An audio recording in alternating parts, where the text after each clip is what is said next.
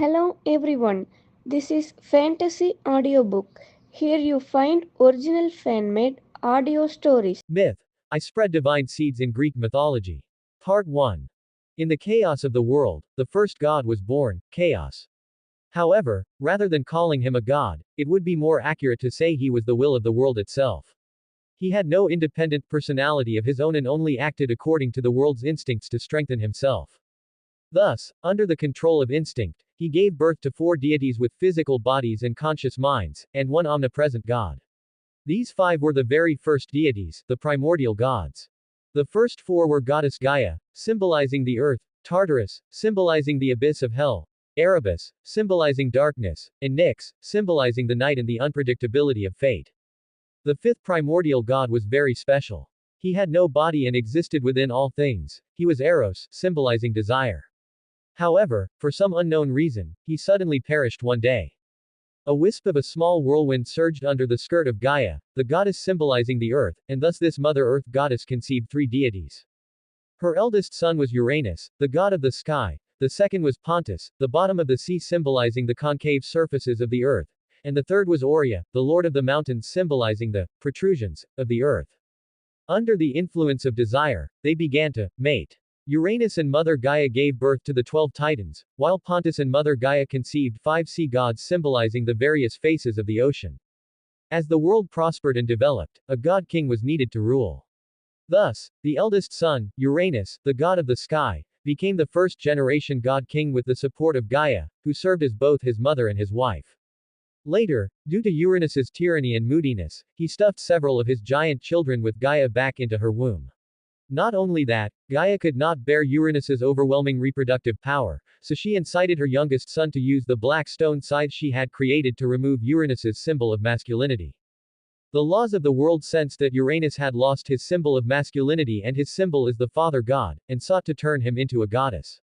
But Uranus was unwilling. Consequently, the laws of the world forcibly separated Uranus from Gaia and cast him into an eternal slumber in the deepest part of the sky. Cronus, who had removed Uranus's masculine symbol, became the second-generation god-king. But before falling into his slumber, Uranus cast a curse, or rather, a prophecy, upon Cronus. He too would be replaced by his youngest child and meet the same fate as Uranus. In the beginning, Cronus still fulfilled his duties as the god-king, looking after the gods. Until his elder sister and wife, Rhea, the goddess of time, conceived his first child. He changed. He feared the loss of his position as god-king. So he began to swallow his children with Rhea one by one into his belly. By the 6th child, his wife Rhea could no longer endure Cronus's cruelty, so she used her petrified godhead to turn the last child into a stone statue, then transformed the stone into the likeness of her final child. Cronus suspected nothing and swallowed the stone statue into his belly just the same. This 6th child was Zeus. With the help of various gods, Zeus defeated their tyrannical father, Cronus, and thus Zeus became the 3rd-generation god-king. And Cronus also left Zeus a curse: you too shall be overthrown by your youngest child. Afterward, Zeus's absurd reign began. Under Zeus's coercion, Demeter had a relationship with him. And a child was conceived in her womb. Our protagonist, Li Yan, who was carried away by the meteor, is that child. Who am I? Where am I from? Where am I going? Before Li Yan could even react, a massive suction force pulled his head forward. He was shot out from Demeter's womb. At that moment, Olympus began to radiate an emerald green light, and all plants across the world began to stir with excitement. Zeus opened his eyes, the corners of his mouth curling with interest. Is this my child? How interesting. A life-type deity, it's like being handed a pillow just as I was getting sleepy. At that very moment, an incomparably handsome male god was born. His figure was as upright as a green pine, his shoulders and back broad but not heavy, and his muscle lines were as smooth as winding water, without exaggerated edges, yet carrying a sharp aura of life. When he stretched, it was like the morning light spreading. With every step he took, new sprouts seemed to quietly germinate beneath his feet. A faint, warm golden halo surrounded him, neither blinding nor harsh, yet capable of dispelling all cold and gloom. His face was well-defined yet gentle, his brow bones spreading like distant mountains in the mist. His eyebrows were a shade of pale gold mixed with dark green, each hair distinct like new willow branches. His eyes were a clear amber, with a starlight-like shimmer flowing deep within the pupils. One look at them allowed one to feel the vigor and peace of life. Occasionally, as his gaze shifted, phantom images of seeds breaking through the soil and flower buds blooming seemed to flicker past. The bridge of his nose was high and straight, and the tip of his nose carried a hint of natural rosiness, like a fruit moistened by morning dew. His lips were of moderate thickness, their color a gentle pale pink. A faint, lingering smile often graced the corners of his mouth, like a spring breeze brushing over a lake, rippling out gentle waves. His hair reached down to his waist, the strands a sun-tempered golden brown with a satin-like luster. Small emerald vines were occasionally entwined among the strands, dotted with white flower buds the size of rice grains that swayed gently with his movements, emitting a crisp, woody fragrance. He wore a pale golden long robe with wide sleeves, the fabric as light as mist. Embroidered upon it with silver thread were various seeds, along with patterns of their germination, growth, and fruiting. As light and shadow shifted, the patterns would glow with a faint green light.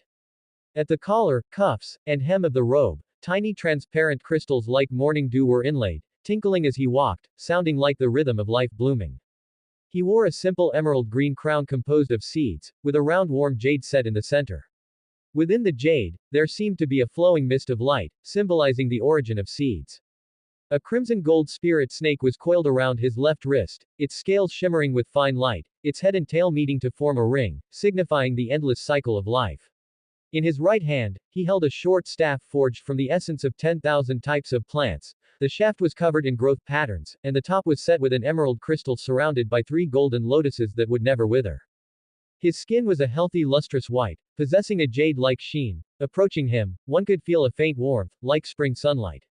His fingers were long and gentle, his nails tinged with a faint pinkish green. Wherever his fingertips brushed, a fleeting luminescence would remain, and where it touched the ground, it could coax small blades of grass to grow. His entire aura was crisp yet warm, a blend of sunlight, vegetation, and morning dew. It was both sacred and approachable, making living beings unconsciously feel at peace, as if they were in a field in early spring where all things were waking, clearly feeling the power of life flowing. The laws of the world told all living creatures on earth that the deity representing the original form of plants had been born, and his name was Soraphine. As Soraphine explored his own being, information from the world flooded into his mind, and he came to know his identity. He was the child of Zeus and Demeter. Because he identified as male, his name changed from the original Persephone to the current Soraphine. At this thought, Soraphine began to ponder the future. After all, in his past life's memories, Persephone's ending was not exactly pleasant. Although becoming the ruler of the underworld, one would have to deal with darkness and the undead for a lifetime, and even be, by one's own biological father, Zeus, and give birth to a child. The thought of that series of experiences gave him a massive headache. He was open-minded, but not that open-minded. No, Soraphine slapped his forehead. Why was he putting himself in a passive position? He was the master of seeds, a natural origin god. He only needed to become strong. Never mind not eating beef, he could even turn Hades into the goddess Hades or Zeus into a goddess Zeus without any problem. After all, the throne of the king of the underworld is taken in turns. This year it's my house's turn. He would conquer the underworld, seize that wretched seat, become the ruler of the darkness, then find a way to take down Zeus, first becoming the god king, and then finding a way to ascend to a primordial god. At this thought, Soraphine felt fired up. But then Soraphine calmed down. He had only just been born, and divine offices were so precious. He was lucky enough not to be targeted yet, such things would have to wait until he had the ability to protect himself. So the most important thing now was to protect himself and not get caught. After all, if a seed is roasted, it can no longer sprout. While Soraphine was thinking, Demeter's crisp voice, full of softness and maternity, said to him, "Oh, my dear child. Most lovely Soraphine, noble master of seeds, congratulations on your birth. Your appearance is the most important jewel of agriculture, you are my glory." Feeling the blood connection, Soraphine gathered his thoughts and said with a smile in his amber eyes, "My dear mother, Demeter, mistress of agriculture, I feel gratitude for the time you spent laboriously nurturing me, giving me life. It is not that I have become your glory, but that you have bestowed glory upon me." Hearing this, Demeter was very surprised. Since the birth of Uranus, no deity had ever said a word of gratitude to their mother upon being born. Soraphine was the first. As the sound of Soraphine's gratitude toward Demeter echoed, the laws of the world began to circulate, and countless colors symbolizing gratitude enveloped Demeter and Soraphine. The divine office of gratitude was born into this world and merged into Soraphine's godhead, becoming his divine office. At this moment, the gods felt the change in the world's source and had their own thoughts. Upon the earth, the power of gratitude has actually perfected my divine office. What a clever child! My sister Demeter has truly given birth to a fine son, said Hestia, the goddess of hearth and home, as she paused while spreading the hearth fire for the humans on earth. Clearly, she was very satisfied with Soraphine's action. Soraphine's divine name became Soraphine, the god of seeds and gratitude. Soraphine's subconscious thanks had actually received a reward from the world, and even formed a specific divine office. But at this time, Demeter's face showed no joy over Soraphine obtaining a divine office, but was instead full of panic. Ignoring the pain of just having given birth, she tightly gripped Soraphine's hand and rushed toward her temple of agriculture. She then closed the temple gates tightly and enveloped the entire temple with divine power. The nymphs serving inside could not leave, and the gods outside could not enter. What's wrong, mother? Soraphine asked, somewhat puzzled. Since he had gained a divine office, shouldn't his mother feel happy? Why did it feel as if some fierce beast was chasing them? In fact, that was exactly the case. Soraphine did not realize the power of his authority, countless gods coveted his authority and strength. Sensing Soraphine's confusion, Demeter gently stroked his hair and explained patiently, my child. Your authority is very powerful, and many greedy gods want to turn you into their private property. That is why I am in such a hurry. So please remember, you must never leave the temple of agriculture. If any god or nymph tries to get you to leave the temple, it's a lie. Do not believe them, wait until I return. Demeter warned Soraphine very seriously. You are one of only 2 gods in the world with healing power. Demeter breathed a sigh of relief after adding another layer of divine power shielding outside the temple of agriculture, and continued to speak of the rarity of Soraphine's authority. The power of seeds is full of the breath of life, which can make them feel pleasure. And in a sense, the offspring that gods are still nurturing are also seeds. Demeter seriously educated her newly born son.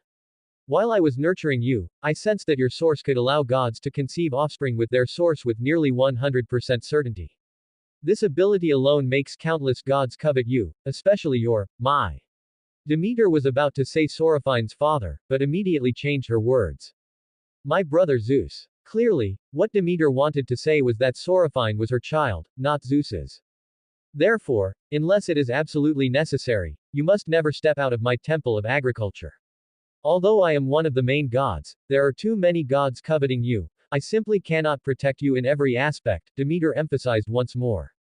Soraphine nodded, indicating he understood. He wasn't a fool, he could naturally hear the concern in Demeter's tone. At this time, Soraphine also began to familiarize himself with his power. To his surprise, his power could not only help gods conceive but also help restore stamina.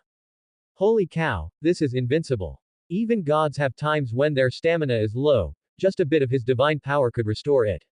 If this were in his past life, it would be a great ability for a capitalist. With this ability, he could make the beasts of burden under him work 24 hours a day. They wouldn't even need to eat or sleep. Go to the bathroom. What? They don't even need to eat, so what would come out? Are you trying to slack off? Get back to work. Back on track, when Soraphine was born, the world's source combined with his authority to give birth to 2 divine artifacts. One was the crown on his head, the crown of plants, and the other was the scepter in his hand, the staff of gestation. The crown of plants could help Soraphine master the power of plants, understand the mysteries of seeds, and give endless stamina to all living beings within a 10-meter radius. This was a divine artifact chosen for beasts of burden. If it were in his past life, the workers wouldn't even be able to use exhaustion as an excuse, they could keep pulling the millstone forever. The effect of the second artifact, the staff of gestation, was somewhat ordinary, at least that's what Soraphine thought. Because this artifact could only help plants procreate and had an aphrodisiac effect on animals, humans, demons, nymphs, and gods. At this thought, Soraphine's expression became a bit strange. Wasn't this just an aphrodisiac? If he were to write a book, the title would definitely be, I started as the goddess of mercy who brings children, and the domineering main god loves me deeply. I understand, mother. I will obediently stay in the temple, Soraphine said to Demeter very seriously after understanding his powers. Seeing Soraphine's innocent look, Demeter was very reluctant to leave him now. But there was no choice. Soraphine's power was very rare and coveted by gods, she had to find an elder who could protect him. So Demeter held Soraphine and kissed his forehead, saying, "My lovely little son Soraphine, please stay in the temple. I am going to find my sister, Hestia, the goddess of hearth and home. Only her power has no conflict of interest with yours, I hope she can protect you." Although Soraphine's divine office was very powerful, he had only been born for a day and was truly too young, without any ability to protect himself. So Demeter could only go look for outside help. Soraphine nodded seriously, a warm current rising in his heart. Demeter had just given birth and her body was still very weak, yet she was now going to find an ally for him. This action alone made Soraphine accept this new mother. As Demeter left, Soraphine secretly vowed to become strong, so that he could protect himself and Demeter in the future. Soraphine scratched his head, then lowered it and began to think. My authority is seeds. The simplest path is from seeds to the authority of plants, then to the authority of forests, and then to nature. Along the way, I could also develop the race of elves to harvest faith. Of course, I could also develop abstract divine offices like fate, life, harvest, or even develop a world-propping world tree, protection, and hope. I could even develop elemental-type divine offices, like the authority of earth, water, and wind. So which path should I take? Except for the first one, the other paths are all very difficult. Most of the divine offices have already been occupied by other gods. By the time he reached this point in his thoughts, Soraphine already had an idea. He would take the first path first, and if there were better options along the way, he would develop other routes. After all, it's not like one can't switch to a new path midway. How did I obtain my divine office again? Soraphine paced back and forth in the temple, thinking incessantly. Right. A ritual. Soraphine clapped his hands. When he was first born, the laws of the world had not yet dissipated, and by expressing his gratitude to Demeter, he completed the ritual of gratitude, so he obtained the authority of gratitude.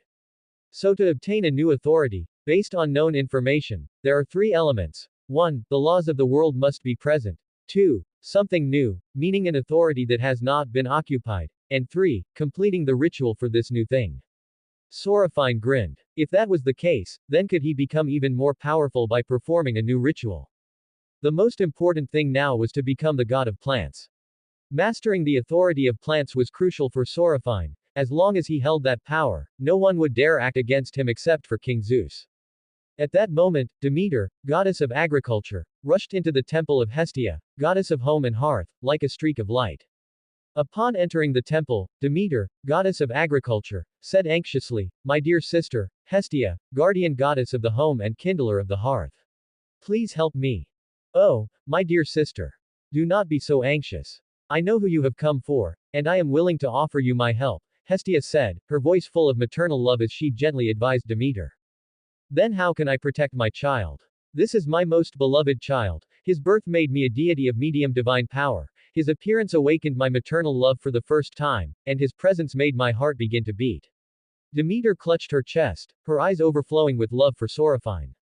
Levels. Faint divine power, occurrence, medium divine power, greater divine power, God above gods. Note, primordial god is a title, not a level. Demeter, goddess of agriculture, was the only one among all the main gods whose level remained at the peak of occurrence. She had always felt anxious, but now Soraphine's birth had brought her new life. The appearance of seed injected a booster shot into agriculture. The meaning of agriculture was no longer just about tending to plants, but about providing food for all living beings. I know. The moment the authority of gratitude appeared, I too felt happy and joyful for you.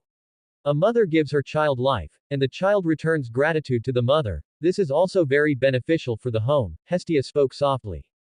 However, I can only barely protect Soraphine. After all, I am not a powerful deity, and my authority is only of a supportive type. If you want to protect him, you must go find our younger brother, King Zeus.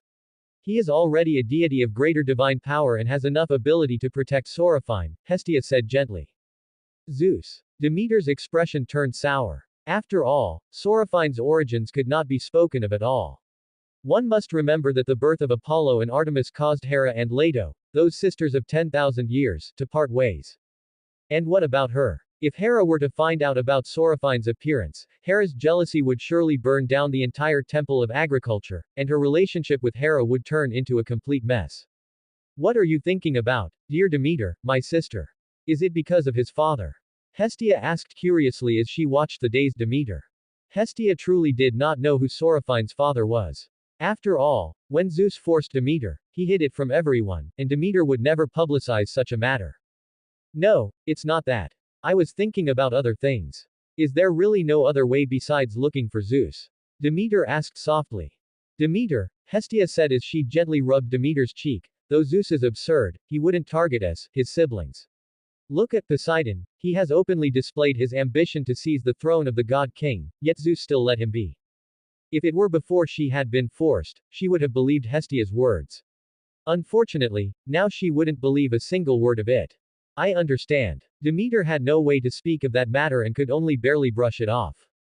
Afterward, Demeter left absent-mindedly. After Demeter left, Hestia's eyes narrowed slightly. The power of home constantly circulated in her hands as she muttered to herself, Demeter, you're unwilling to seek Zeus's help, could it be that Soraphine's father is? If that's really the case, then Olympus will be turned upside down again. I hope you can keep this secret well, dear Demeter. I'm sorry, I have no way to help you. Hestia closed her eyes, choosing to play dumb. She was the guardian of the home, everything she did was for the stability of the family. Meanwhile, in the Temple of Agriculture, a young girl dressed in a white chiton with a gray-brown linen veil over her head and a few freckles on the bridge of her nose approached Soraphine.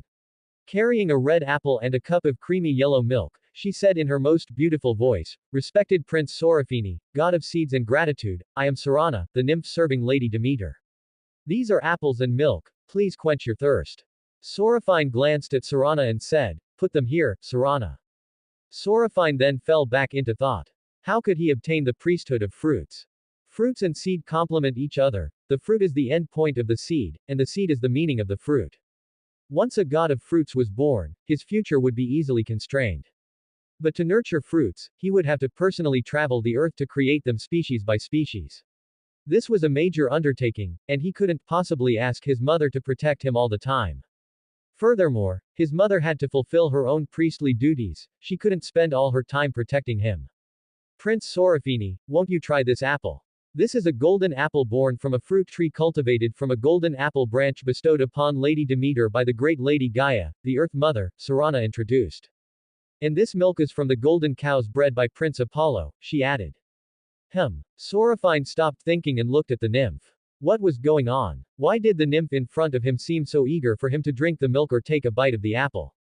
He wouldn't take a bite of the apple and turn into Sleeping Beauty, only to have a princess kiss him awake, would he? Soraphine's expression was very strange. He clapped his hands and called over another serving nymph.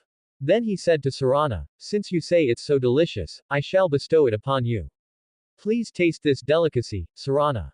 Sarana's face froze. She barely managed a smile that looked worse than crying. Prince Soraphine, this is a delicacy that only gods can taste. I am but a lowly nymph, how could I dare to taste such a delicacy? Are you deaf? I told you to eat. Soraphine really hadn't expected someone to be targeting him right after he was born. If it hadn't been for this nymph's repeated urging, he really wouldn't have thought of this. Soraphine stared at Sarana in front of him and said coldly, What's in here? Or rather, what did you add to it? Hearing Soraphine's words, Sarana had a look of disbelief. She truly hadn't expected that Soraphine would be able to discover that she had tampered with it. This was a newly born god, after all. Even the legendary, wisest Prince Apollo hadn't been this alert when he was born. What made this Soraphine before her so special? Could this be a god with even more potential than Prince Apollo? Should I surrender? No, that's impossible now. Sarana lowered her head in silence. If she could withstand Soraphine's questioning now, the god behind her might still be able to save her. Even if she died, there would be a chance to fish her out of the underworld. She firmly believed her primary god had such power. Therefore, the most important thing for her now was to keep her mouth shut and remain loyal to her master. Looking at the silent Sarana, Soraphine shook his head. It seemed he wouldn't be able to get anything out of her. Soraphine's divine power continuously sensed Sarana's body, trying to detect any different divine attributes. Unfortunately, Soraphine didn't feel the aura of any other gods on her, only that of his mother, Demeter. From this point of view, Soraphine could roughly pin down who Sarana's primary god was. After all, there weren't many who dared to plant a spy in the temple of Demeter, goddess of agriculture. His mother's brothers could almost all be ruled out, except for Poseidon. After all, according to the memories provided by the world, although his mother was one of the 12 main gods, she couldn't compare to Zeus at all, so there was no need for Zeus to plant a nymph in her temple. The others had no conflict of interest, and Hades, the master of many guests, was in a similar situation. Only Poseidon would plant a spy in his mother's temple, and among the other gods, there might be Leto, the sun god Helios, the moon goddess Selene, and other titans. Don't look at how pathetic Leto seemed in Hera's hands, that was only compared to Hera. Against other gods, she was still a powerful deity. Soraphine felt a headache coming on just thinking about it. Why did so many gods have interests tied to his mother?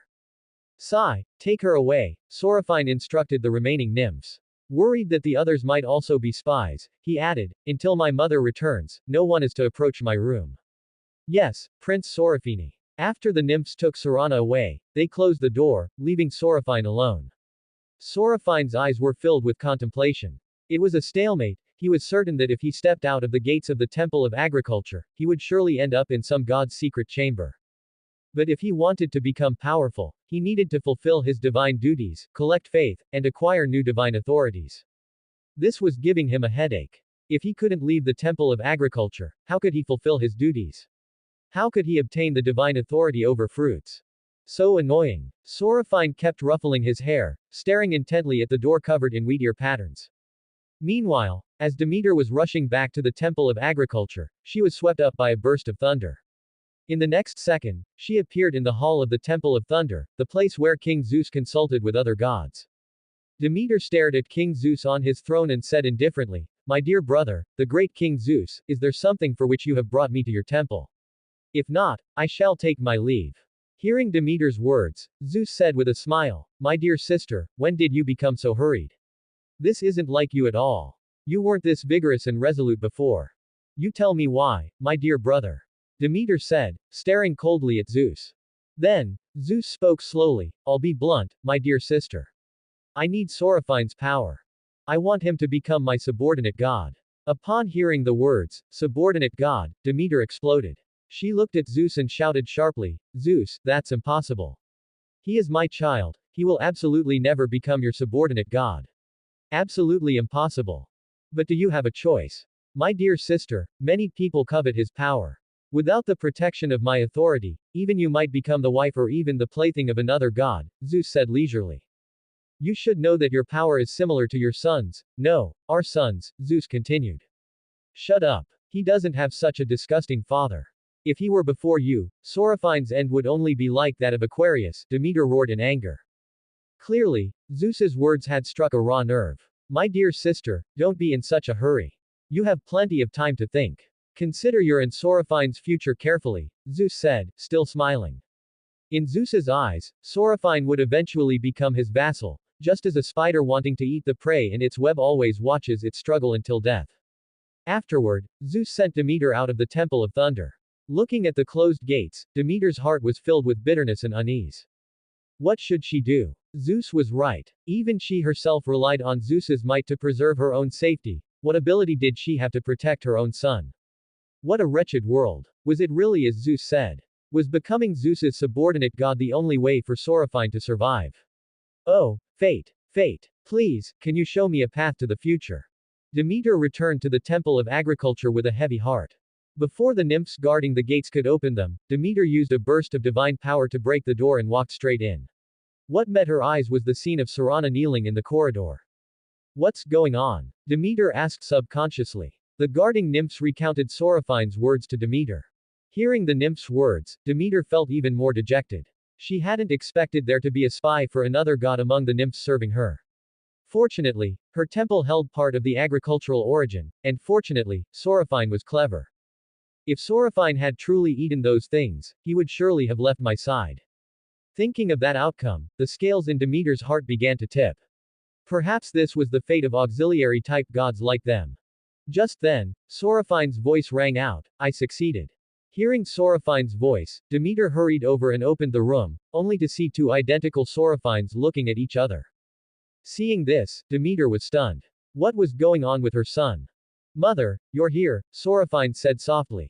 "This is." Demeter pointed at the clone that looked exactly like Soraphine. This is a clone I've formed using seeds. I call it a wood clone. I only need to attach a wisp of my soul to the wood clone, and my true body can remain in the temple of agriculture. The wood clone can go out in my stead to fulfill my divine duties and help me with various other matters, Soraphine explained excitedly.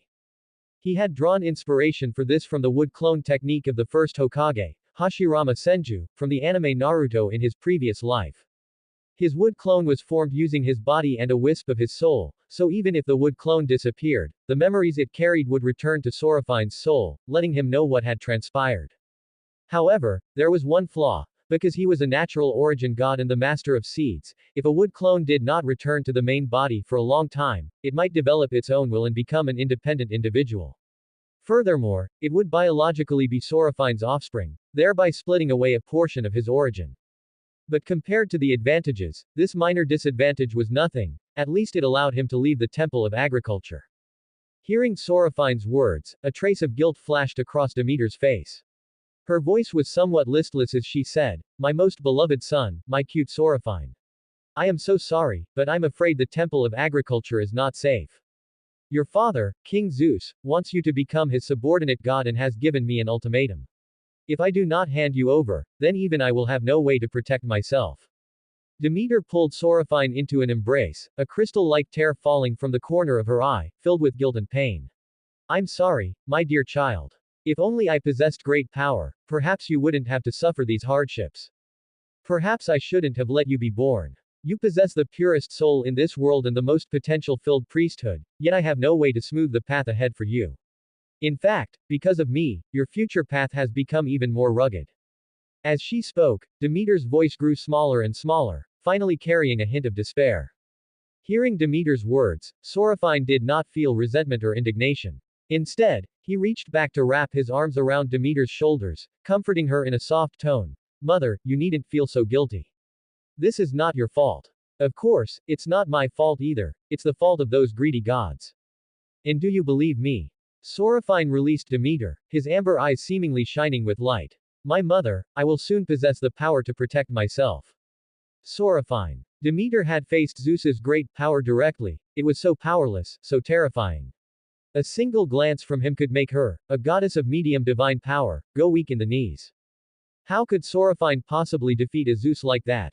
Yet, for some reason, a flicker of hope and trust rose in Demeter's heart, that Soraphine truly did have the ability to defeat Zeus. In fact, Soraphine really did have such an ability. If the original story's trajectory were followed, the seed goddess named Persephone born to Demeter would become unstoppable, as if she had cheats enabled, after being taken to the underworld by Hades to become the queen of the underworld in the mid-story. From the initial seed goddess, she became the lord of the undead, the master of all young male souls, the goddess of spring, the sovereign of vitality, and the master of the cycle of life, death, and rebirth. She was the judge and savior of souls. In the later stages, she also incorporated the legal power of Themis, goddess of justice, becoming the goddess of legislation. Furthermore, she encroached upon the authorities of Gaia and Hades, becoming the mistress of underground wealth and the protector of minerals. Even modern Greek miners would offer sacrifices to Persephone, praying for safety while mining. She also subjugated the Furies, who were transformed from the blood of the second-generation god King Cronus, becoming the goddess of vengeance and curses, and the lord of judgment. Of course, she also became the goddess of youth, maidens, and vitality, and the mistress of medicine, herbs, and poisonous plants. In the Locrian region, she encroached upon the authorities of Hera and Hestia to become the sovereign of marriage and family, as well as the goddess of agriculture and the goddess of winter. In some regions, Persephone's image was even carved onto doorways as a symbol of beginnings. In certain parts of Greece, she even replaced parts of the concept of the origin god Chaos to become the creator of the world. Or rather, the genderless Chaos was assigned a male gender, while Persephone became the female part of the creator concept. Unless a little god, Zeus appeared, Persephone was otherwise invincible. One could say that if the Greek myths hadn't stopped updating, the prestige of Zeus and Persephone would have reached an even higher level. But now that Persephone had become Soraphine, everything had become unknown. Please believe me, mother. I will bring new possibilities. The gods of the world covet our power, so I will become strong, so strong they won't dare look at us with greedy eyes again. I'll make them change from disdain to flattery and craving even a sliver of a reward from us, Soraphine said solemnly. I believe you, my child, Demeter replied. All right, mother, first let my clone walk out of Olympus. I need to head to the mortal realm to acquire new authorities. Soraphine was very calm, he was currently too weak. His potential was great, but he hadn't received the world's blessing like Apollo, Artemis, and those other gods who were born as deities of weak divine power. However, there was an advantage to this. Soraphine would grow from the weakest level, slowly becoming a powerful existence. This experience also matched the progression of the seed authority from weakness toward strength. Right now, what Soraphine wanted most was the fruit's priesthood. Seeds and fruits share a cyclical symbiotic relationship of cause and effect, beginning and end, and hidden and manifested. The two are prerequisites for each other and fulfill one another. Seeds nurture fruits, and fruits carry seeds. So if Soraphine wanted to become stronger, the fruit's authority was indispensable. Soon, Soraphine separated a wood clone and walked out of the Temple of Agriculture, slowly approaching the heavenly gate. Fate was truly mysterious. Soraphine was unknowingly walking the path Persephone once took. At that very instant, the wood clone was snatched away by an invisible light. In the next second, the wood clone perished, and its memories returned to Soraphine's mind. As expected, it won't be that easy. Someone couldn't wait. As soon as I stepped out of the temple, Soraphine sneered and released another wood clone. He only needed a tiny amount of divine power to generate a wood clone. Let's see who can outlast whom. After all, it was impossible for a god to keep watch over him forever. Soraphine sent out another wood clone to the heavenly gate, but as soon as it arrived, it was snatched away again. After releasing 4 wood clones in this manner, the 5th wood clone finally reached the heavenly gate without being abducted. Clearly, those greedy gods realized that Soraphine was only sending out clones rather than stepping out of the temple himself. Capturing these clones was useless, as only his true body was of any value. Soraphine's clone traveled across the land. His most important task now was the fruit's priesthood, as various plants on the earth were now producing seeds. Soon, Soraphine arrived in Attica, which was near Athena's city-state, Athens. Seeing the golden stalks of wheat on both sides of the road, Soraphine felt a strange sense of joy rise in his heart. At this moment, the farmers were still tending to their crops, their skin turned dark by the scorching sun. Soraphine slowly picked up a handful of wheat. Just as a farmer looked up to accuse him of theft, Soraphine flew into the air and declared to the world, "O great world! Wheat is the most important creation of my mother, Demeter, and the primary food source for humanity." Then, Soraphine coated the shriveled ears of wheat with honey and used the power of seeds to make them plump, turning the honey from a liquid into a solid. Yet the wheat is so shriveled. In the name of the god of seeds, wheat shall have a new sweetness enveloping its seeds, the birth of every seed shall be accompanied by sweetness. Having spoken, Soraphine began to burn his already meager divine power in the temple of agriculture to converse with the world. At that moment, the world law seemed unsure of where to manifest and momentarily stalled. Logically, they should have appeared before Soraphine since he was the one burning divine power, but the ritual to transform the wheat was taking place in Attica, led by Soraphine's clone. However, the world law soon made a decision and appeared where Soraphine's clone was located. With the help of the world law, the shriveled ears of wheat began to grow plump, filled with sweetness. Previously, honey was the only thing that could produce sweetness, but now there was also wheat. At that moment, an illusory priesthood flashed past Soraphine. A slight smile touched the corner of Soraphine's mouth. He had already mastered the method of obtaining new priesthoods. Whether the world law were present or what the gods requested, none of it was important. The most important thing was the ritual of implementation. Once the ritual was complete, even if he hadn't formally obtained the priesthood yet, no other god could seize it. Once he perfected the new authority, the priesthood would naturally merge into Soraphine's body. Meanwhile, in the Temple of Thunder, Zeus wore a surprised smile. "Was it you, Soraphine, my youngest son?" Since we could be manipulated this way, Soraphine proceeded to assign different shapes of fruits to the plants he saw across the land, enabling them all to produce fruits. With each additional type of fruits, the fruit's priesthood grew more substantial. Now, only one plant remained. The golden apple. This plant made Soraphine hesitate, for it belonged to Gaia. He had no way to grow seeds for the golden apple, nor could he make the apple part of the fruits without Gaia's consent. With this in mind, Soraphine quickly went to his mother Demeter's chamber and said bluntly, "Mother, I am just one step away from obtaining a new priesthood, but I need Gaia's consent. Do you have a way for my true body to meet Lady Gaia?" Soraphine had originally thought of sending a clone, but for a clone to meet a god was nothing short of an insult. Even when Zeus wanted to discuss matters, he would notify others through his messenger, Iris, the goddess of the rainbow. Sending a clone to meet another god was like sending a demon or a nymph. Such things usually only occurred between a chief god and a subordinate god. Some powerful subordinate gods were even visited personally by the chief god. Hearing Soraphine's words, Demeter nodded and said, I have seen Lady Gaia. She bestowed upon me the black stone scythe, which can sever a god's origin, and then she fell into a deep slumber. I know where she sleeps, and I can take you to see her, Demeter said after much hesitation, but I do not have the ability to protect you. Mother, is the black stone scythe the same sickle that severed the first god king's manhood? Soraphine's eyes lit up. He hadn't expected his mother to possess such a powerful artifact. The black stone scythe was a primordial artifact that countered gods. For creatures like humans who possessed no origin, it was merely exceptionally sharp. But for a god, whatever part was cut off meant that the origin of that part would be lost forever. Not even the most powerful god of life could restore a severed part, it would remain separated eternally. Not every god is Uranus, the god of the sky. Seeing Soraphine's excitement, Demeter frowned slightly and said, yes. What of it? This is indeed the artifact that castrated Uranus, the first god king, but we cannot use it at will.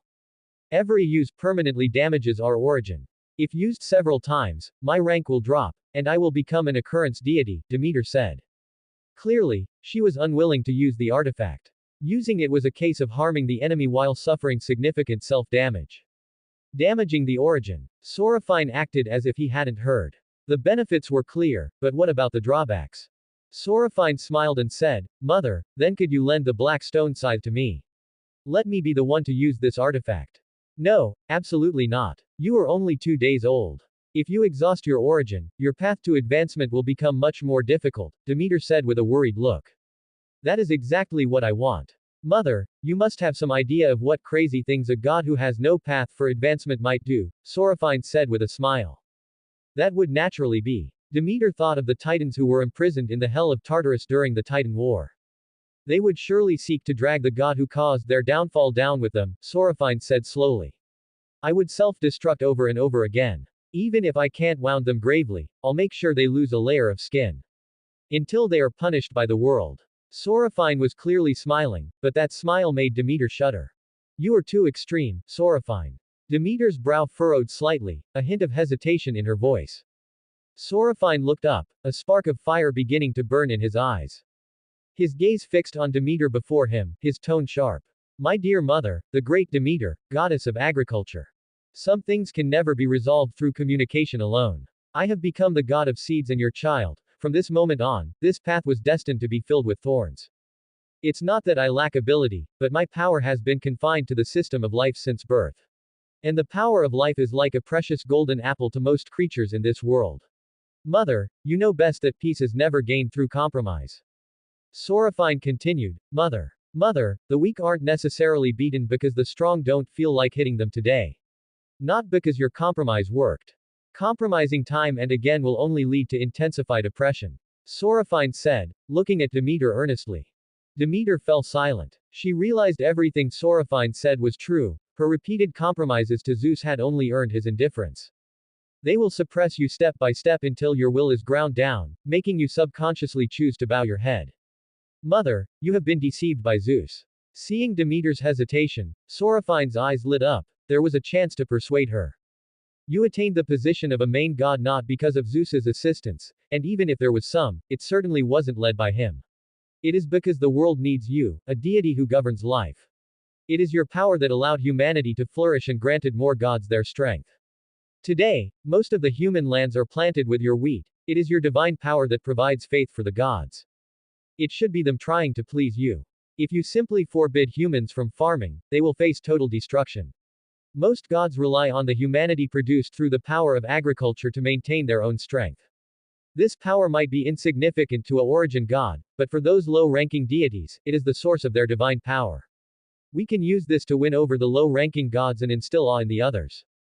As for the powerful origin gods, we only need to respond with strength. After all, no one wants to provoke a madman willing to bring everything down with them, right? Mother, you can tear down the window lattices and doors of your temple to show them your stance. They will eventually compromise. Until we have the confidence to risk mutual destruction, endurance is a necessary choice. But in your hands, you already hold the black stone scythe capable of bringing down other gods with you. Why should we endure any longer? With this power, even Zeus must show you some respect. It was your previous concessions that gave them the illusion of cowardice. When you dare to choose mutual destruction, you will find that all the gods in this world will become exceptionally kind to you.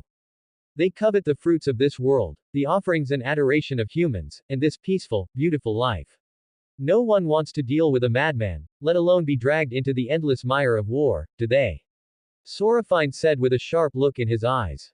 Listening to Soraphine's words, Demeter's eyes were full of hesitation. Her heart surged with emotion, yet she couldn't stop worrying. If she truly took a stance of mutual destruction, would it incite the gods to unite against her, plunging her into an even deeper dead end and causing more agonizing pain? Seeing his mother's hesitation, Soraphine's gaze grew even firmer, his words ringing out. Mother, do not forget, we do not have powerful offensive divine authorities.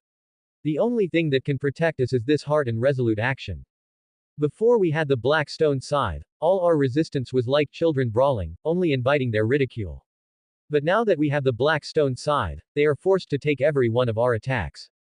We can tear apart their origins again and again until they can't even maintain their status as origin gods. Even the first god King Uranus couldn't be immune to this power, so how would they dare to go head to head with us? Mother, tell me, doesn't that make sense? Soraphine's words made Demeter's eyes light up. Yes. At worst, she would return to the world's origin to sleep, and when she woke up, she would surely carve a piece of origin from the gods who offended her. Even if she could only cut off a little at first and the resurrection time was long, as long as she persisted, the gods who offended her would grow weaker and weaker until they were replaced by others and became a mere symbol. Just as the couple, the dry season and the warm season, were replaced by the three goddesses of time, eventually becoming a past symbol of this world. Demeter looked at Soraphine, her eyes filled with emotion and relief, her voice wrapped in sincere gratitude. Thank you, my son, my most beloved child. It was your words that gave me the courage to face everything. Perhaps I really was too cowardly before. You are right, I hold the black stone scythe, a divine artifact that can sever the origins of all gods in the world, yet I was afraid to resist. I feared their oppression but never even birthed the will to fight back. Without you, I fear I would have been slighted by other gods until the eternity of this world.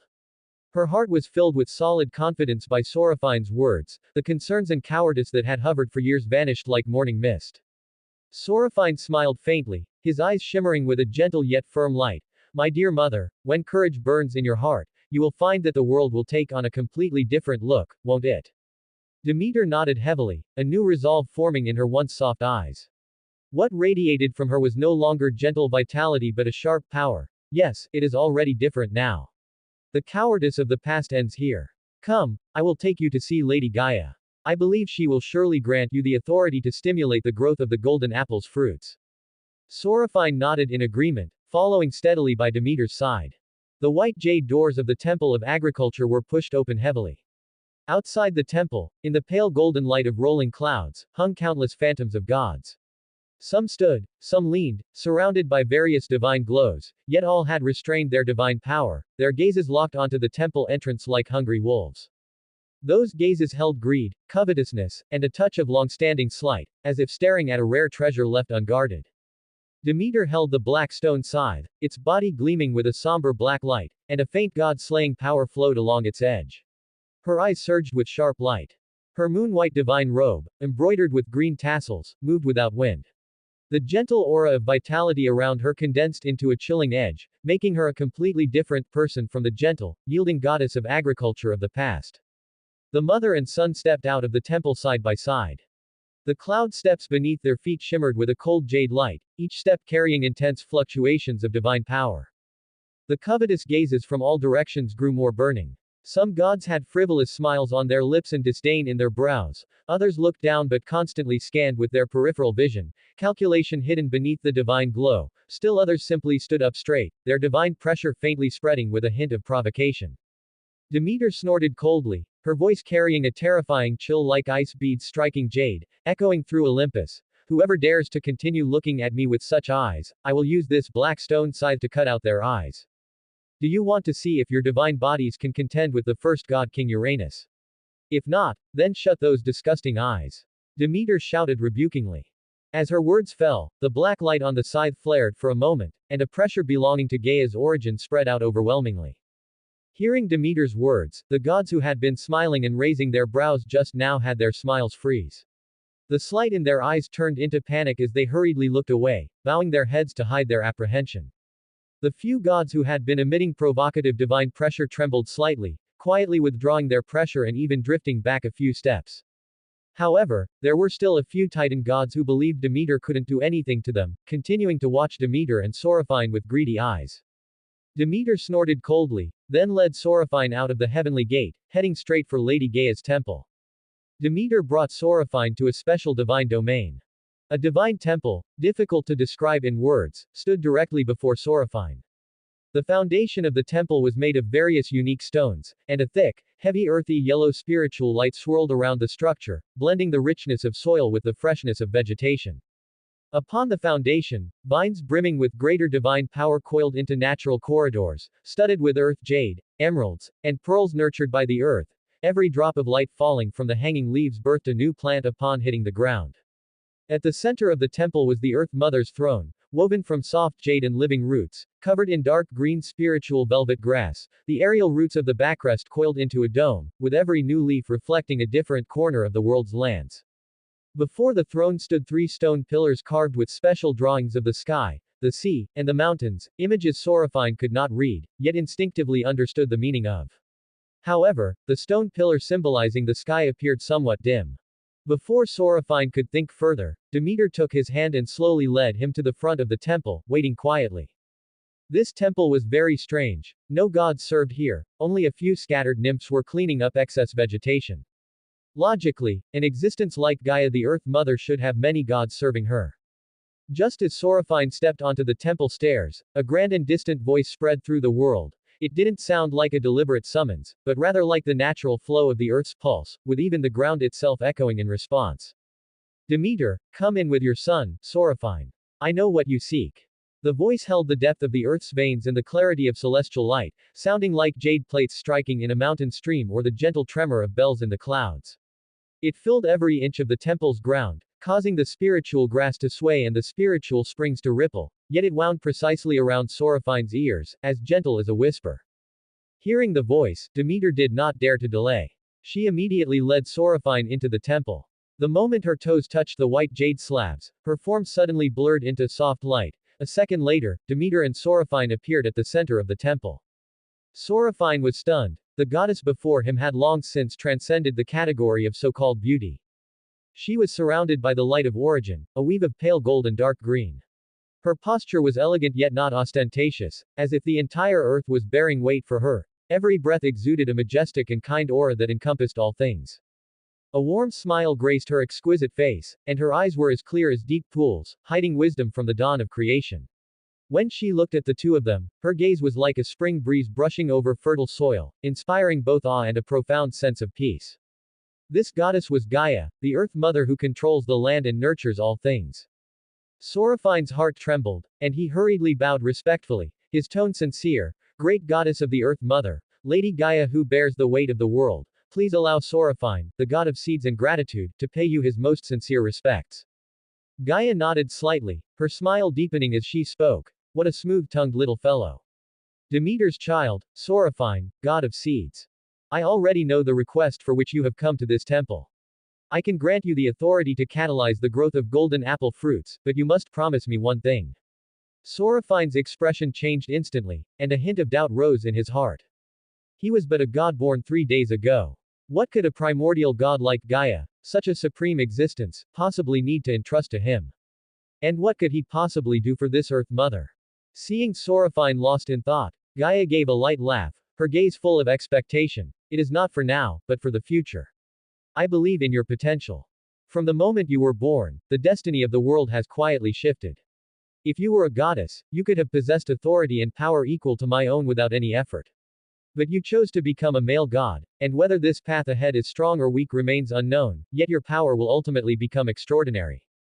Soraphine looked at Gaia, his expression becoming increasingly strange as he replied softly, Thank you for your recognition, my lady, but I am currently only a god of faint divine power. I fear I may be unable to reach the expectations you speak of. Ha ha ha. Gaia's laughter was hearty and majestic, like thunder rolling over mountains and rivers, yet without the slightest sense of pressure. Don't you think that this is precisely the best gift? Starting from faint divine power and experiencing the transformation from weakness to strength step by step allows for a deeper comprehension of power. If it weren't for the fact that I am already linked too deeply with the world, I would even want to experience the process you are going through now. The gods of this world are blessed by the world from the moment of their birth, receiving more or less a boost from the world's divine power. Only you have not a single shred of divine power bestowed by the world, taking root and growing by your own self from beginning to end. This difference will ultimately bring you unexpected gifts. Temporary strength does not equal true strength, and initial weakness is not necessarily weak. Gaia the Earth Mother said something very strange. Demeter was full of astonishment upon hearing this, staring blankly at Gaia, unable to process these words for a moment. She had originally thought it was because her own divine power was insufficient that Soraphine was born with the rank of faint divine power, and she had even felt quite guilty in her heart. She never expected it to be like this. Meanwhile, Soraphine fell into contemplation. Not having the world's blessing was actually a good thing. Why was that? Gods are a part of the world. Without the world's power, a god is not a god. Why would Gaia the Earth Mother say that not having the world's blessing was a good thing?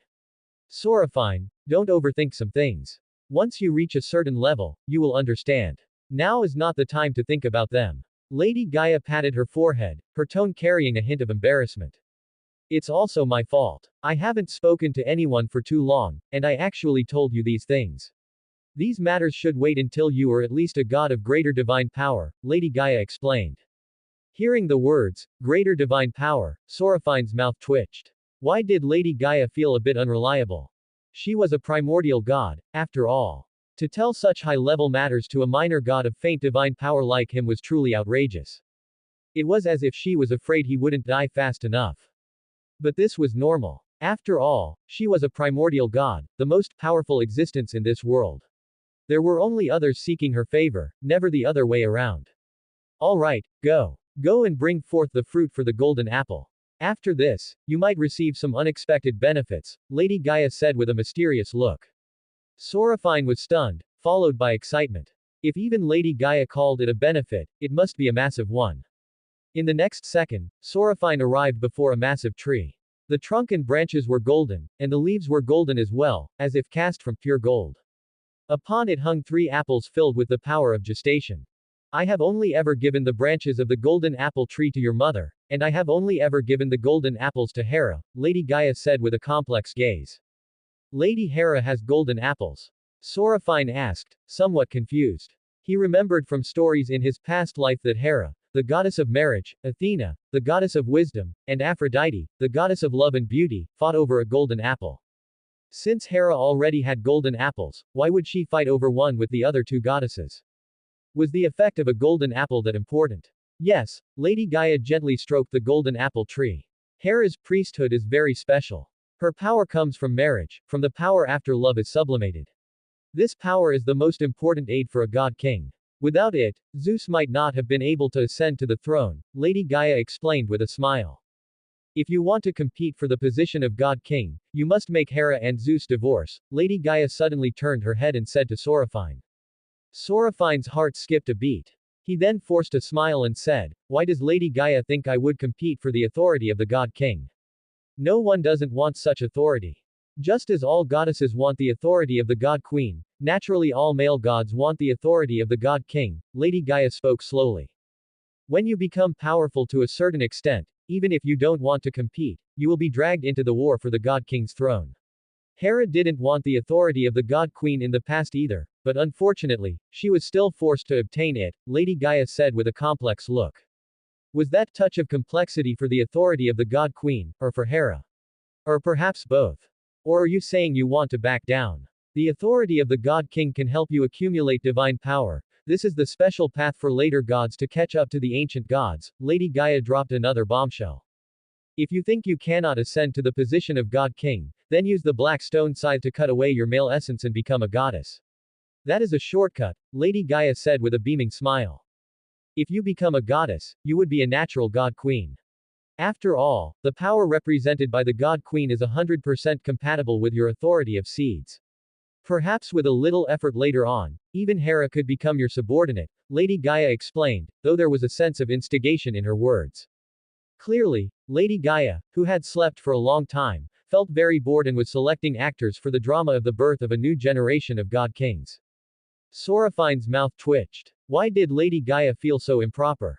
If the male essence was cut off, could it even be put back? Honestly, Lady Gaia, I really don't want to seize the position of God King. I only want to have the power to protect my family, then see all the sights of this world, and finally obtain the right to do nothing if I so choose. Soraphine quickly composed his thoughts, lowered his eyes, and spoke softly to Lady Gaia. It was clearly an ordinary wish, yet it carried a determination to defy the world. It seems I underestimated you, Soraphine. Lady Gaia admitted she had misjudged him. Soraphine's desire was even greater than she imagined. What he wanted was not as simple as the position of God King. After all, even Lady Gaia could not achieve the state of doing whatever she wanted and not doing whatever she didn't want. Even gods are not completely free. Lady Gaia reached out and pointed at the golden apple tree, her tone full of solemnity. Go, bring forth the first fruit for the golden apple that does not require my power to participate. Go and possess a divine artifact that belongs exclusively to you, rather than those two pieces of junk that can only be used for decoration. Consider this a reward for your ambition, Lady Gaia said in a soft voice.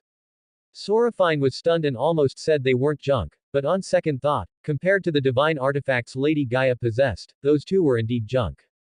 But this also meant that the divine artifact he would possess afterward would shock even Lady Gaia. The fragrance of the golden apples lingered in this unique domain, making Soraphine feel intoxicated. Soraphine's slender fingers pressed against the trunk of the golden apple tree as he injected his divine power into it, and the concept of seed slowly merged into the tree.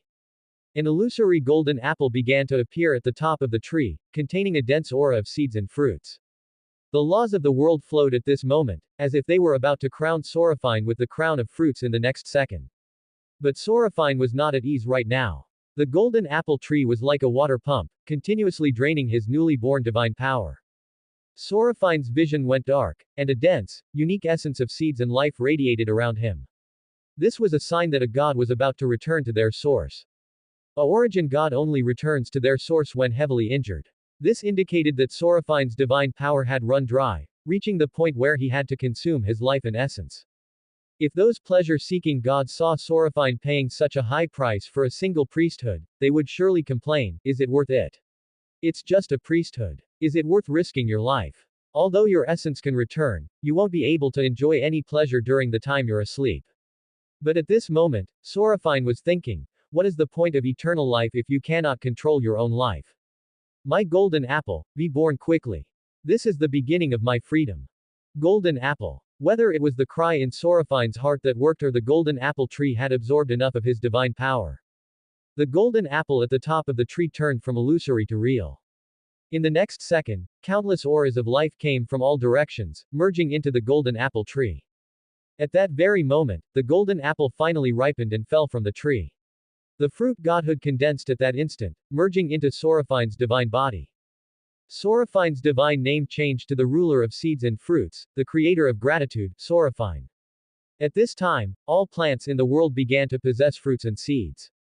Fruits provided food for all living creatures, while those creatures spread the seeds for the plants, carrying them to new places.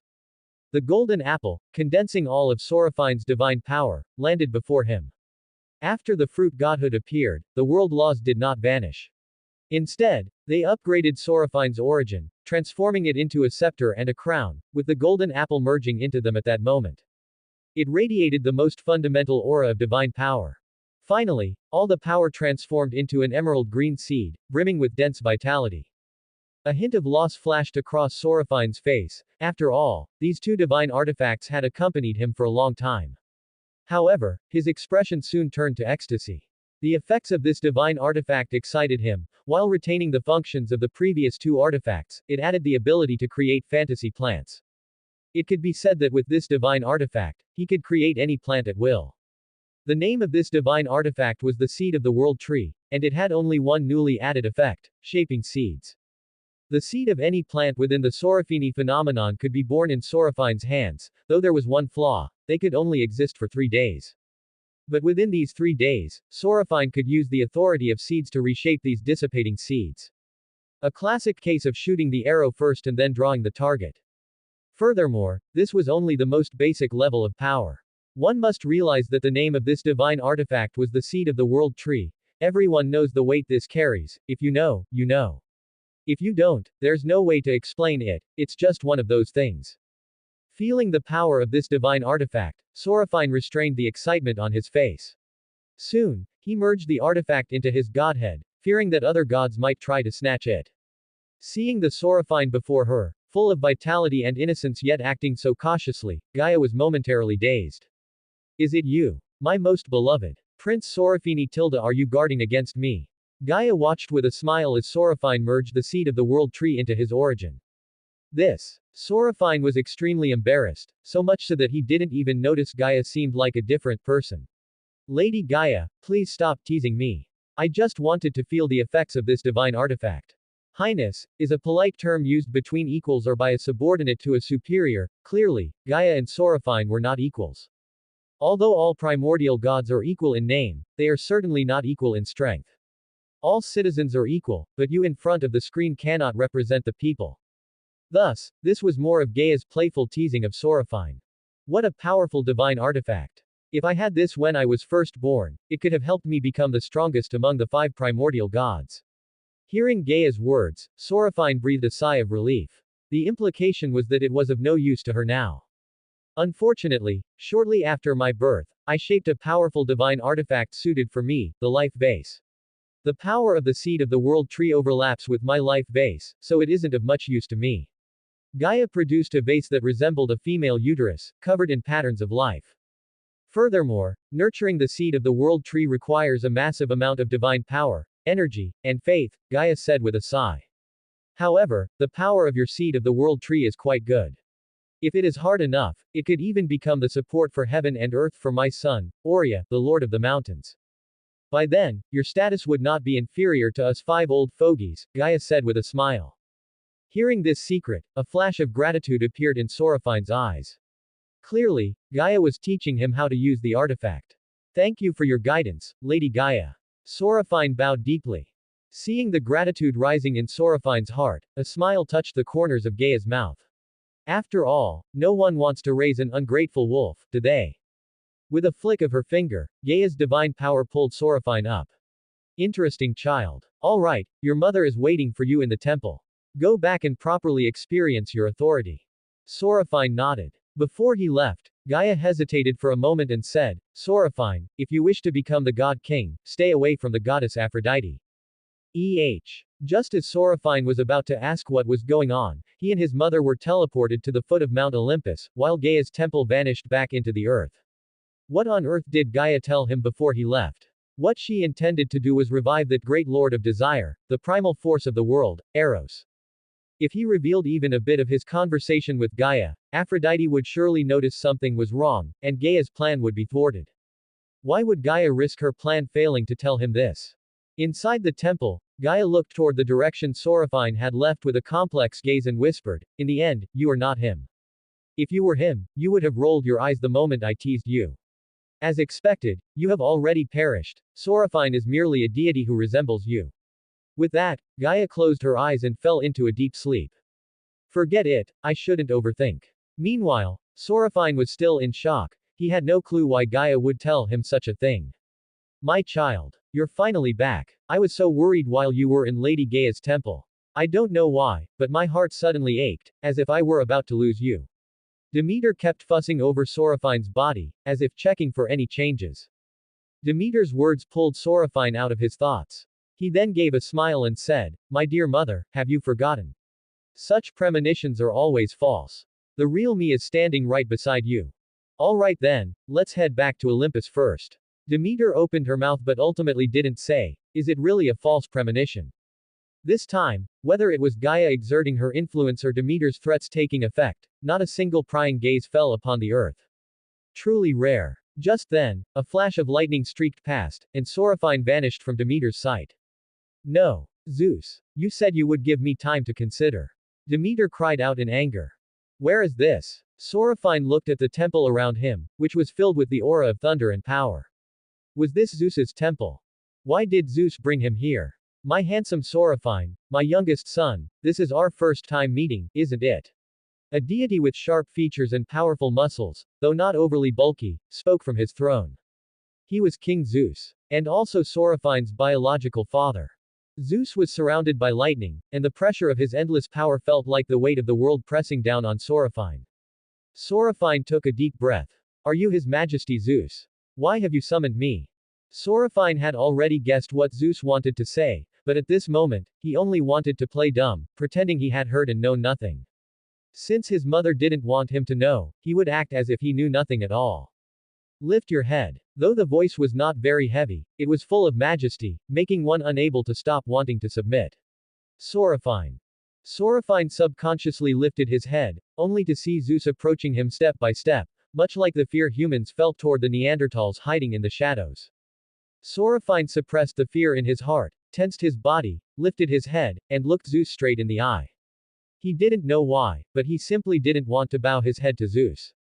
If he did, he would lose, the kind of loss where everything is utterly defeated. Zeus grabbed Soraphine's chin, his azure eyes filled with deep curiosity, as if the Soraphine before him was not a god but a meticulously carved work of art. Are you afraid of me? Zeus suddenly asked. The sound of flickering lightning ceased at this moment. The Temple of Thunder, which was always filled with roars and thunder, was now so incredibly silent. I don't know if it is fear, Soraphine said directly. He didn't know what emotion his heart felt when facing Zeus. You don't know. Zeus released the hand holding Soraphine's chin and raised an eyebrow. He had seen countless gods, those with fear, those who pursued him, those with excitement, and those with ambition. It had been repeated too many times, always so direct, yet Soraphine gave a new answer. I don't know. Before meeting Soraphine, Zeus had always thought that the emotions of gods were limited to a few types, but Soraphine possessed such rich emotions, like flowers competing for beauty. Perhaps there is fear, but there is also defiance, and even more anger, loss, and pain. Perhaps even a bit of curiosity, Soraphine said calmly. There was no point in lying to a being like Zeus. Just like when he faced Mother Gaia, any lie before them was merely an illusory bubble they could pop at any time. Curiosity. A hint of inquiry appeared at the corner of Zeus's mouth, and the pressure emanating from him lightened considerably. Because I don't know why you were looking for me. Any god has curiosity toward the unknown, and I am no exception, Soraphine said slowly. Curiosity is the initial desire of gods, but the world will tell them that curiosity brings disaster, Zeus explained gently, like a dutiful father. But without this curiosity, is a god still a god? Would the world still give birth to new origin gods? Soraphine asked. Curiosity is important, but gods always have their own space, so they do not want to be offended. The moment a perceived boundary is touched, conflict begins, Zeus said slowly. Conflict then leads to war, and finally, war brings a victor. The victor seizes the fruits born of curiosity, Zeus said, looking at Soraphine with a smile. War only brings pain and sacrifice. On the earth, I have seen countless refugees who lost their homes because of war, women who lost their husbands because of war, and children who became orphans because of war. They are crying, grieving, suffering, and Soraphine didn't know why, but a sense of compassion for the world always lingered in his heart. When he spoke these words, an illusory priesthood flashed past the priesthood of gratitude. Soraphine, why do you place yourself in the position of a loser? Zeus snapped his fingers, returned to his throne, and formed a throne for Soraphine as well. If Zeus's other children on Mount Olympus saw this, they would be incredibly shocked, because Zeus had never treated anyone with such patience. This meant Zeus had become curious about Soraphine, and curiosity would bring other thoughts, such as cooperation, threats, or perhaps love and kinship. It is not because I place myself in the position of a loser, but because free will belongs to all living beings. They should not perish at an age when they should be blooming with smiles. Azure eyes are not meant for monitoring enemies, but for appreciating beautiful scenery and flowers. Slender fingers should not be used to hold weapons, but to tend to flowers and crops. Slender feet are not for sprinting and rushing, but for walking, Soraphine said firmly. Perhaps such words seemed laughable to Zeus, but Soraphine still felt the need to say them. The education from his past life told him that the world should not be this way. A socialist giant baby might be exactly like this. Even in a strange world, a sense of idealism still existed in his heart. Perhaps you have a point, but gods are different from one another. Unless two gods share the same mind, war is an uncontrollable force. The more it is suppressed, the more intense the conflicting contradictions become, until one side enters Tartarus, Zeus said. To be honest, you truly surprise me, Soraphine.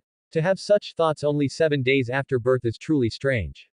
Zeus's tone was very gentle, without irony or disdain. Instead, he praised Soraphine. Your ideal is beautiful, but the world is not. Every god has their own dark side, so your ideal is destined to be stained black by the world's ugliness, eventually becoming something you despise. There was no irony in Zeus's tone. Instead, he sounded like someone who had been through it all. Perhaps, but at least I've tried.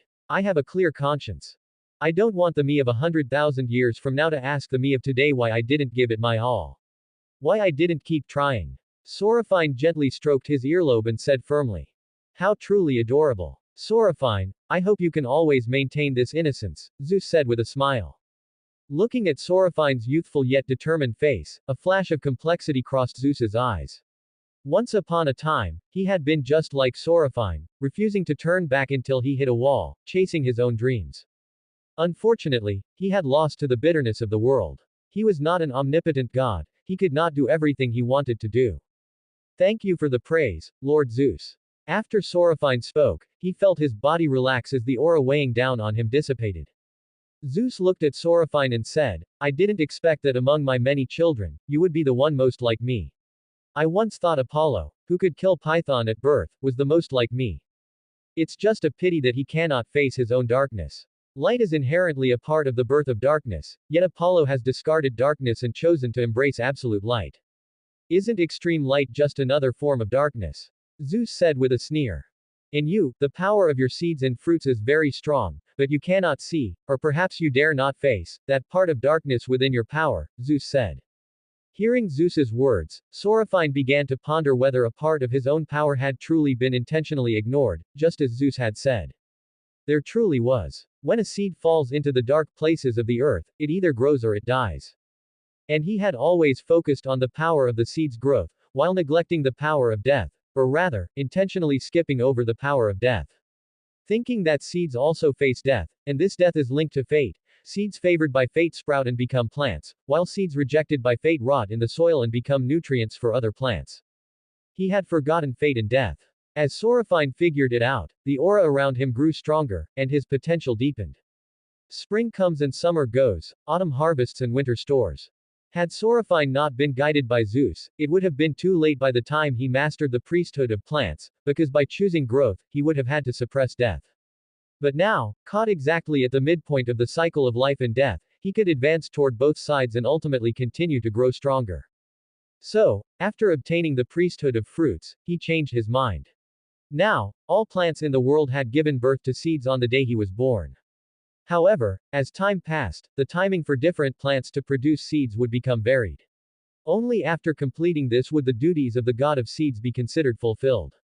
But now, what made Soraphine curious was why Zeus would remind him. As Zeus's youngest child, he had the potential to overthrow Zeus's rule. Why would Zeus still help him grow?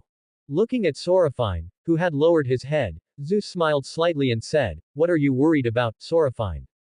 Soraphine fell into silence and did not answer. Unfortunately, sometimes silence is also an answer. Why do you go to such lengths to nurture us, your children? Giving me guidance to save me from detours. Soraphine paused and asked with some confusion, Aren't you afraid I'll fight for your position as the god king?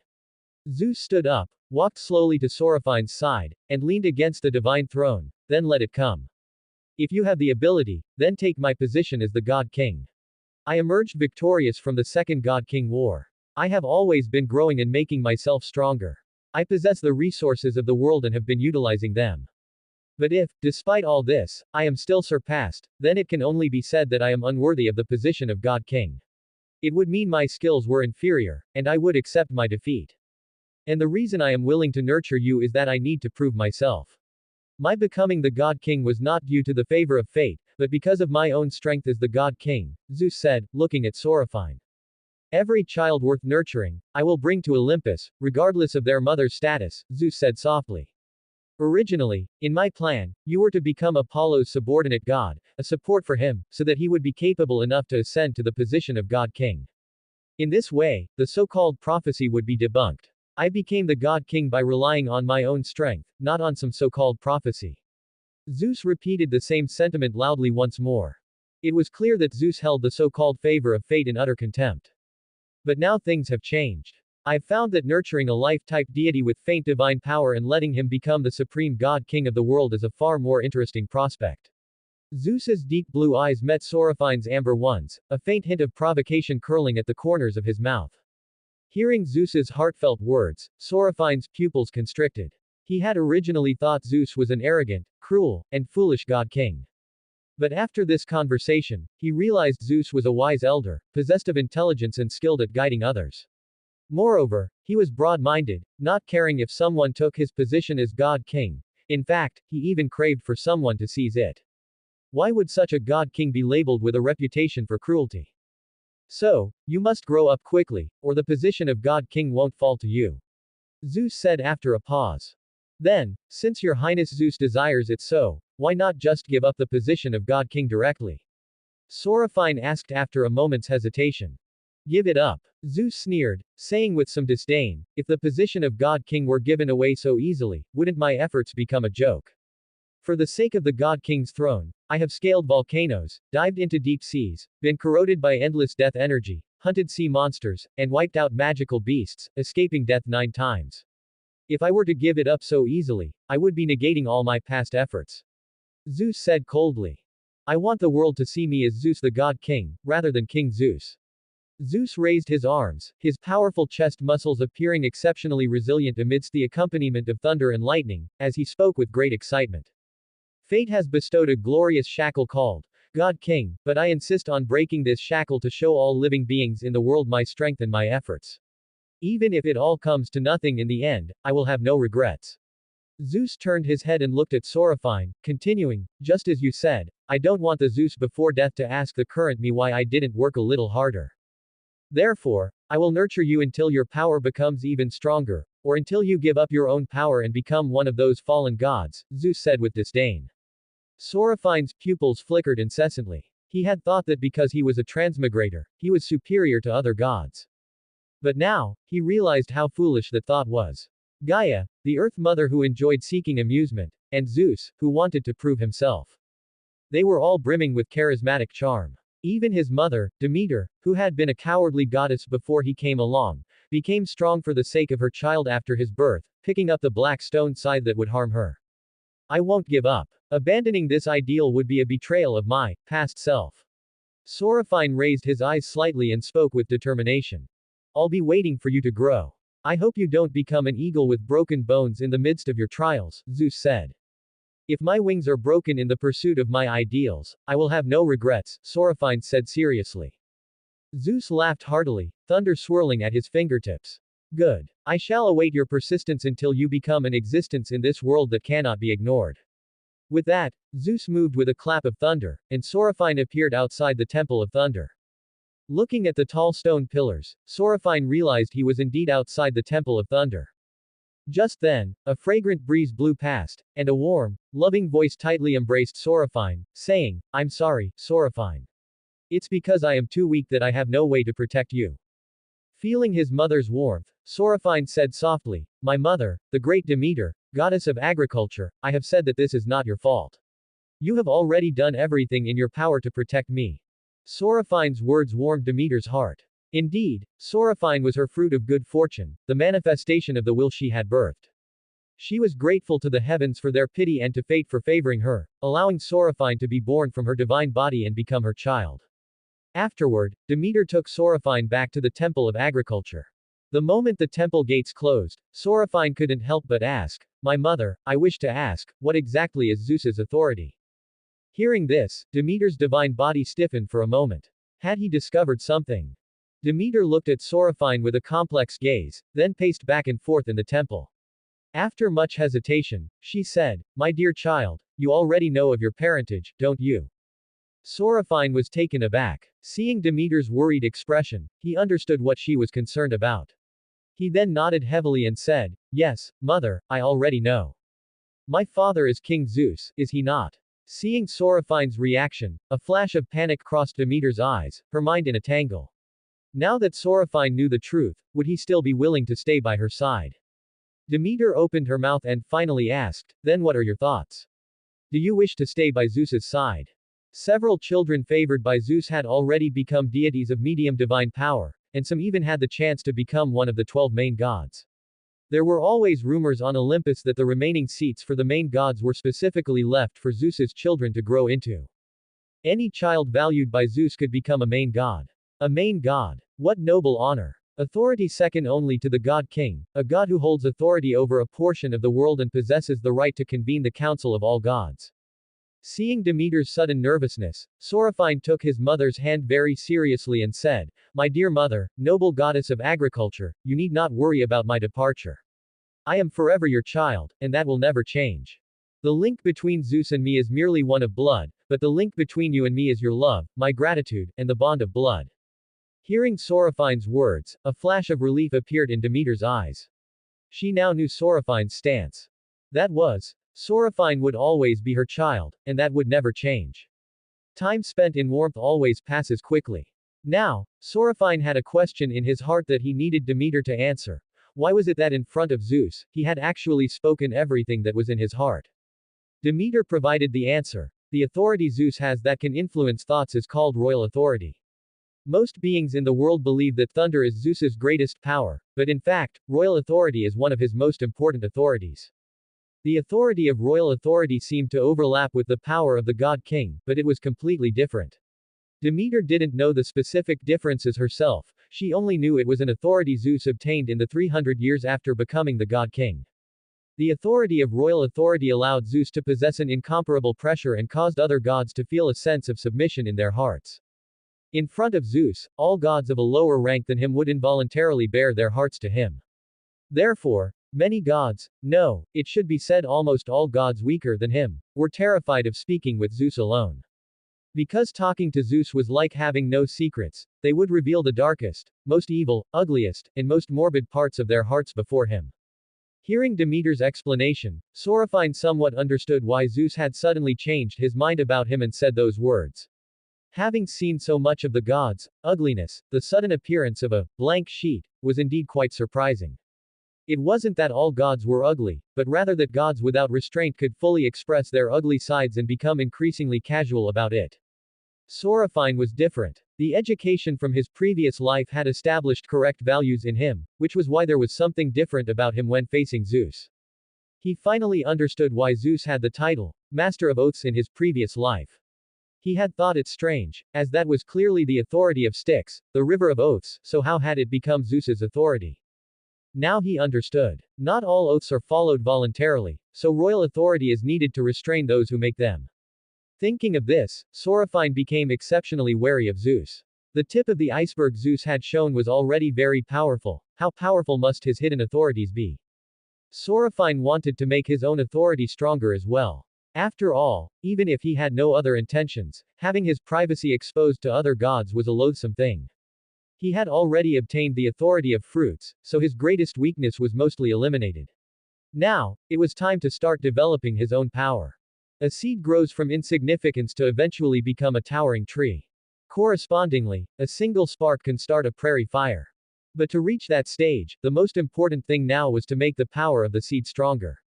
And to make the seed strong, he needed to let seeds bear fruit and produce more seeds in different seasons according to their respective characteristics, thereby allowing plants to grow and strengthen in an orderly fashion. The power that arranges all this is called solar terms. Right now, the most important thing for Soraphine was to obtain the power of solar terms. The birth of the 24 solar terms requires the emergence of the 4 seasons. The thought of this brought a flash of challenge to Soraphine's eyes. After all, if he wanted to obtain the power of the 4 seasons, he could only do so through a transition of divine offices, just as 3 seasons replaced 2. Therefore, the most important thing for Soraphine now was to shape the authority of winter. How could he obtain the authority of winter? A look of contemplation flashed in Soraphine's eyes. Suddenly, he had a flash of inspiration. The disaster of heavenly fire. This was a ritual Zeus prepared for Apollo's authority over the sun. The trouble caused by the sun god's child, Phaethon, driving the sun chariot would need to be borne by Helios. He could completely use this disaster to obtain the authority of winter. Before that, the most important thing was to obtain the power of ice and snow. To obtain the power of ice and snow, he had to start with a bit of the source of water. In this world, almost all sources of water were held by Tethys, mother of fresh waters, Oceanus, the river that encircles the world, and Pontus, the child of Gaia from the depths of the sea. From whom is it easiest to obtain the origin of water? Soraphine began to ponder this question. Among the three gods who currently held the origin of water, Pontus, the bottom of the sea, was missing. Thus, to find him, one would need to seek the help of Gaia. Once he sought Gaia's help, it would mean all the gods would know he attached great importance to this matter. After all, any matter that could trouble Gaia must be something that affects a god's future potential. That would surely pique the curiosity of certain gods. What if the priesthood of ice and snow were snatched away? After all, one should not look down on these gods, their perceptions may differ, but it does not mean they are not clever. Thus, Pontus was quietly crossed off Soraphine's list, and Oceanus, the river that encircles the world, was currently in a deep slumber. That left only one choice, Tethys, mother of fresh waters. But how could he obtain a bit of the origin of water from the hands of Tethys, mother of fresh waters? After all, Tethys was a deity of greater divine power. Her authority and strength were not inferior to Zeus's. There might be a gap in combat prowess, but they were almost equal in rank. So, how could he obtain the origin of water from Tethys, mother of fresh waters? Thinking of this, Soraphine asked his mother, Demeter, my mother, Lady Tethys, mother of fresh waters, what is the thing she values most? Hearing Soraphine's words, Demeter was stunned. Why was Soraphine's mind jumping so quickly? However, she didn't overthink it and asked directly, Soraphine, why are you asking about this? Your authority has almost no connection to water. Why do you need to obtain the origin of water? Hearing Demeter's words, Soraphine shook his head and said seriously, for my seeds to sprout and germinate, they need the power of water and the power of light. Therefore, the powers of water and light are indispensable to me. So, if I want my authority to be more complete, I must master a bit of the power of water and the power of light. Only then can I make my authority more perfect. Demeter frowned slightly, then said softly, if that is your thought, there is no need to obtain the authority over the source of water. After all, a deity of greater divine power is already a pillar of this world, and her power permeates every aspect of it. Lady Tethys has no enmity with me, Lord Oceanus is in a deep sleep, and Lord Pontus only cares about Lady Gaia. Therefore, these gods who hold the authority over water will not maliciously block the growth of your seeds, power. Instead of going to such great lengths to obtain the power of water, why don't you fulfill your divine duties a few more times to raise your level? Do you want to become omnipotent? Soraphine. You must realize that the world is composed of gods, and the powers of each god influence one another. It is impossible for one god to obtain all powers, because omnipotence means omniimpotence. Soraphine understood Demeter's meaning and said, it's not that I want to make myself omnipotent, mother. It's because I am certain that the power of the seeds will surely become one of the most important divinities in the future, but in this process, the authorities of water and light must be used frequently and many times. And Lady Tethys is a deity of greater divine power and is not familiar with us. She might agree to help once or twice, but if asked repeatedly, it will surely cause Lady Tethys to become impatient. If I obtain the authority over water, the price I might have to pay at once could be high, but it would be a one-time transaction rather than being a repeated nuisance over time that would lead to Lady Tethys's dislike. Hearing Soraphine's words, Demeter understood. He meant that he didn't want to trouble Tethys repeatedly and cause their relationship to deteriorate. So Demeter began to introduce Tethys to Soraphine, saying, as for this great mother of fresh waters, she is the offspring born of the first-generation king of the gods, Lord Uranus, and the first-generation queen of the gods, Lady Gaia. The god she loves is her husband, Lord Oceanus, who sleeps in the river that encircles the world. Lord Oceanus. Soraphine questioned. Isn't Lord Oceanus the river that encircles the world itself? Why do you say he sleeps within his own body, mother? No one can move themselves, and no one can live inside their own body. What was going on with Oceanus? Demeter curled her lip, signaling Soraphine not to interrupt. Yes, Oceanus is that river that encircles the world, and that river is also Oceanus. However, his soul is in a deep sleep because his divine body is too powerful. His dissipated power can form many individual gods. All those rivers flowing through the earth are the children of him and Lady Tethys. Actually, it should be said that almost all the gods, nymphs, and demons of the water pantheon are the children or descendants of those two. But they are only regional gods, aren't they, mother? Soraphine asked. Did they have their own origins? Demeter shook her head and said, they do not have their own origins. Or rather, the origins held by the gods in the water pantheon who do possess them have nothing to do with the water pantheon itself. For instance, Métis possesses the origin of wisdom, and Styx possesses the origin of oaths. Both are Tethys' children, but neither has the origin of water. Hearing this, Soraphine's heart tightened. No way, if even Tethys' children don't have the origin, what other way is there to obtain the origin of water? At this point, Demeter also realized. Although there were many gods in the water pantheon, it seemed none of them possessed the origin of water. What should be done then? Wait. An idea occurred to Soraphine. Perhaps that god has the origin of water in their hands. That is Hephaestus, the god of fire. Perhaps some might wonder why Soraphine would believe that Hephaestus, the god of fire, possesses the primordial source of water. This is because after Hephaestus, the god of fire, was thrown down from Mount Olympus by Hera, he was adopted by Tethys, mother of fresh waters. Afterward, Tethys used the power of water to heal the legs and back of Hephaestus, the god of fire, but it resulted in Hephaestus's disability. Under normal circumstances, Tethys would have used the power of ordinary water to heal the injuries on his body. No matter how severe the injury, as long as it was not a primordial wound inflicted as a punishment from the world, he would eventually recover with the passage of time, and with the help of the primordial source, he would gradually return to his most perfect state.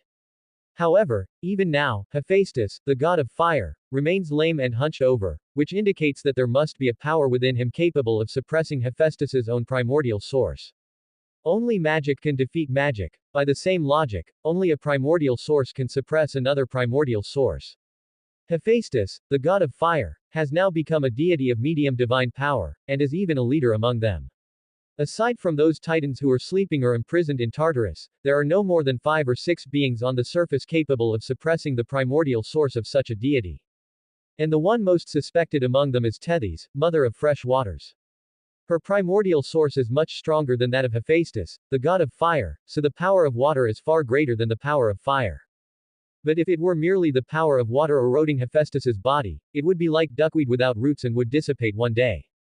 Yet Hephaestus remains disabled, which means there is a primordial source of water within his body, and it is in a very concealed state. Perhaps Hephaestus sought help from other life-type deities, they might not have been able to heal him, but it is more likely that they simply dared not speak of what they saw. After all, no one would offend the noble, elegant, and world-renowned Tethys, mother of fresh waters, for the sake of Hephaestus, an ugly and ill-tempered deity. Later on, perhaps Hephaestus also had his suspicions, which is why he has remained disheartened on the earth, acting as a blacksmith god forging divine artifacts. Otherwise, given Tethys, mother of fresh waters' kindness in raising him, on what grounds would he leave the ocean where Tethys resides? If one were to say it was because water suppresses the power of fire, the ocean is not without volcanoes, there are even islands influenced by volcanic power waiting for his arrival. Of course, this is merely Soraphine's speculation. Having made this speculation, Soraphine naturally has to give it a try. After all, in this world, if you don't seize an opportunity when you have it, you only have yourself to blame when you get bullied. Actually, this is not the most important thing. The most important thing is that he has no bargaining chip to move Tethys, mother of fresh waters, so even if he found her, it would be a fruitless journey. After all, even her own children cannot obtain the primordial source of water, so why would you be able to get it just by asking? On what grounds? Because you have a big face. In any case, Soraphine does not believe his face is big enough to make Tethys grant him authority.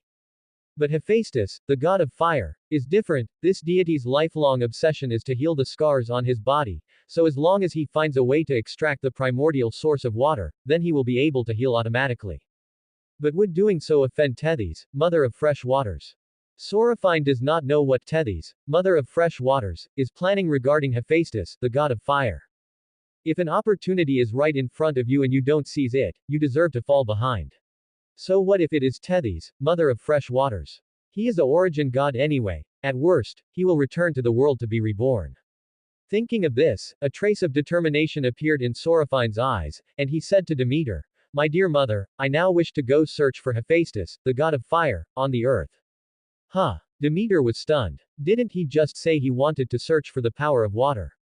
Shouldn't he go look for Tethys? Why did his train of thought turn so strangely, and why is he going to look for Hephaestus instead? Hephaestus is the god of fire. A single fire could burn all the plants clean. It would already be a good thing if he didn't come looking for you, Soraphine, and yet you want to actively go find him. Seeing Demeter's strange look, Soraphine said softly, "His Highness Hephaestus left his foster mother, Her Highness Tethys, without any conflict, and after leaving, he still remained in his disabled state." Demeter understood what Soraphine meant. It is very likely that Hephaestus possesses the primordial source of water. Afterward, Demeter sighed, nodded, and said, "Since you already have your own ideas, then go ahead and do it. But remember, I am your mother, and I will always be your backing. If you have any problems you cannot solve, please come and ask for my help. As your mother, I will feel honored and delighted by your request for help." Soraphine nodded heavily, a flash of emotion in his eyes. In his past life, he had no parents, but now he has a mother of his own. Perhaps this is the meaning of love. Thinking of this, Soraphine said softly, "I will, mother. Once I have matters that are difficult to resolve, I will definitely ask for your help. I hope mother will be able to help me." Soraphine continued. "Now, mother, could you lend me the black stone scythe? Perhaps this could bring me unexpected help." Hearing Soraphine say that, Demeter unhesitatingly took out the black stone scythe and placed it in front of Soraphine, then solemnly warned him, "When splitting the primordial source of other deities, you must remember that the firmer their will, the more of your own primordial source you will lose. If you lose your primordial source to a certain extent, you will lose your status as a origin god." Soraphine nodded to indicate he understood. Very quickly, Soraphine headed to the earth, but he did not go to the volcanoes. Instead, he fulfilled his divine duty on the earth, causing plants to bear fruits and seeds. 300 years passed. The group of deities who had been following behind Soraphine were losing the light in their eyes. What kind of thing is this Soraphine? He has actually been fulfilling his divine duty for 300 years. Does he not need to rest? Does he not need to release his desires? Fulfilling his divine duty constantly. They had already gone to release their desires many times, yet Soraphine had been bringing seeds and fruits to plants the whole time. Does he have to be so serious? Are you a deity? Deities are supposed to enjoy themselves, hey. Finally, Soraphine stretched his body. In these 300 years, he had established the laws of plant growth and seed production, and subsequently handed the task of generating seeds over to his clones. Just as Soraphine separated his clones, the world bestowed a favor upon him. Soraphine was a bit puzzled. What is this? He pinched his own face, feeling the aura from the world upon himself. The favor of the world is a gift bestowed by the world upon those gods who diligently fulfill their divine duties. The benefits of the world's favor are many. The most direct one is that if any god dares to attack Soraphine, they will face severe punishment from the world. The greater the favor, the more severe the punishment. Sensing the source of the power of the world's favor, Soraphine's mouth twitched. It turned out that the vast majority of gods in the world didn't actually fulfill their divine duties. Just how lazy were they? He had only worked for 300 years and received so much favor, yet the group of gods following behind him didn't have a single shred of it. They were much older than Soraphine. Yet, even so, they lacked the world's favor. These NPCs really knew how to enjoy themselves. Sensing the favor upon Soraphine, the gods who had refused to give up finally departed. After all, if they abducted Soraphine and he resisted along the way, the one to suffer would be the god who took him. Because even a forced restriction on Soraphine counted as a form of harm, and the world's punishment was random. If it happened to confiscate his little tool, what would happen to his future happiness? Compared to Soraphine's power, one's own happiness was far more important. Watching the departing gods, Soraphine shook his head helplessly. They had followed him for 300 years and gained nothing. They would have been better off fulfilling their own divine duties, as they might have actually gained the world's favor that way. What a bunch of gluttonous and lazy things, wanting power but unwilling to work for it. During these 300 years, Soraphine's rank had also advanced from the early stage of faint divine power to the middle stage. He was just one threshold away from becoming a god of occurrence. This speed wasn't considered fast. After all, Uranus, the god of the sky, was a greater divine power from the moment of his birth, whereas Soraphine had to grow step by step. Compared to Uranus, his rate of level advancement was still far too slow. It's time to go find Hephaestus. I hope this eccentric god of forging has a better attitude, Soraphine thought to himself. To the west of the continent, a land of burning flames welcomed an uninvited guest. Wherever he went, various plants began to sprout, and seeds and fruits appeared. This wild, desolate land was actually filling with vitality at a speed visible to the naked eye. In the center of the wilderness, layers upon layers of volcanoes stretched endlessly. Various types of molten lava flowed constantly from the craters, and a black smoke screen obscured the view of the sun and moon. Yet, even on such a piece of land, flowers and withered grass were still scattered everywhere. However, as time passed, the area of withered grass slowly encroached upon the territory of the flowers. Soraphine instinctively wanted to step on the withered grass to enter Hephaestus's temple and visit this god of earth core fire. At that moment, a dry, hoarse voice rang out, "Step on the flowers, do not step on the withered grass. Step on the flowers, not the withered grass." This was the first time Soraphine had seen such a thing. All the gods in the world loved flowers, even the gods of the underworld were no exception, yet Hephaestus actually disliked flowers and used them as floor mats. Although Soraphine didn't understand, he still followed the host's will, stepping on the flowers to walk into the volcanic crater. The temple inside the crater was filled with a thick smell of sulfur. The path leading to the temple was embedded with various ores, and the rhythmic clanging of a hammer echoed through the air. As Soraphine entered, he saw a monster with a hunched body and a limp leg, baring his teeth at Soraphine in what seemed to be a smile. That expression looked like a smile, yet also like crying and annoyance. His raspy voice, like a broken bellows, echoed in the volcanic temple. "O god from Olympus, for what purpose have you come seeking me? As a god under the rule of Zeus, you should know my relationship with him. Why have you come to find me? Do you wish to betray Zeus's orders and seek my help?" Having said this, Hephaestus laughed eccentrically. The laughter brought an eerie feeling to the intensely fiery and humid place. Soraphine spoke solemnly, "I do not know of Zeus's orders, but I have indeed come to seek your help, and I have also brought help to you." "Oh, who is your mother? To think you would speak such arrogant words, strange origin god," Hephaestus asked sinisterly. Soraphine was stunned. Hephaestus didn't know him. 300 years ago, the world had announced his birth. Nevertheless, Soraphine introduced himself. "Dear Lord Hephaestus, fire god, I am the child of Demeter, goddess of agriculture, the god of seeds and fruits, and the master of gratitude, Soraphine." "Master of seeds and fruits. Then your father must be Zeus," Hephaestus said with ill intent. Soraphine narrowed his eyes slightly. "Wait, buddy. How did you know?" Seeing Soraphine's expression, Hephaestus sneered and said, "It seems I guessed correctly. Aside from Zeus, no one would dare give birth to an authority like yours. Soraphine, you actually dare to come find me." Suddenly, Hephaestus grabbed Soraphine by the neck, squeezing tightly. "I am the master of violent fire, the fire of the earth's core. With a single thought, I can burn all plants to ash. You could say I was born to destroy plants." Although Soraphine felt his entire divine power freezing, he could still mobilize a sliver of it. This indicated that Hephaestus had no killing intent toward him. Thus, Soraphine said, "Because fire can destroy everything, it can also bring new life. Old, stale plants perish in the flames and provide nutrients for new growth. Fire also needs vitality and love." Before Soraphine could finish, Hephaestus pinned him directly against the wall, the distance between their faces less than a millimeter. Hephaestus's eyes turned red, and the left side of his face began to twitch incessantly. His breathing was rapid, like an enraged beast. "What do you know, Soraphine? A newborn god. How dare you pass judgment on a god of medium divine power? How dare you tell a master of fire which path the fire should take?" Hephaestus's voice was still hoarse, but it carried the characteristic gruffness of a blacksmith, no longer sounding so sinister. "Lord Hephaestus, am I wrong?" The angrier Hephaestus became, the more Soraphine felt the chance of success was high, and thus he became less worried. After all, only a god who has been poked in their sore spot would get this angry. However, the most important reason Soraphine felt so secure was his status as a origin god. Even if he were killed by Hephaestus, he could still revive from the origin of the world, and it would not take very long. Added to that was his divine artifact, the seed of the world tree.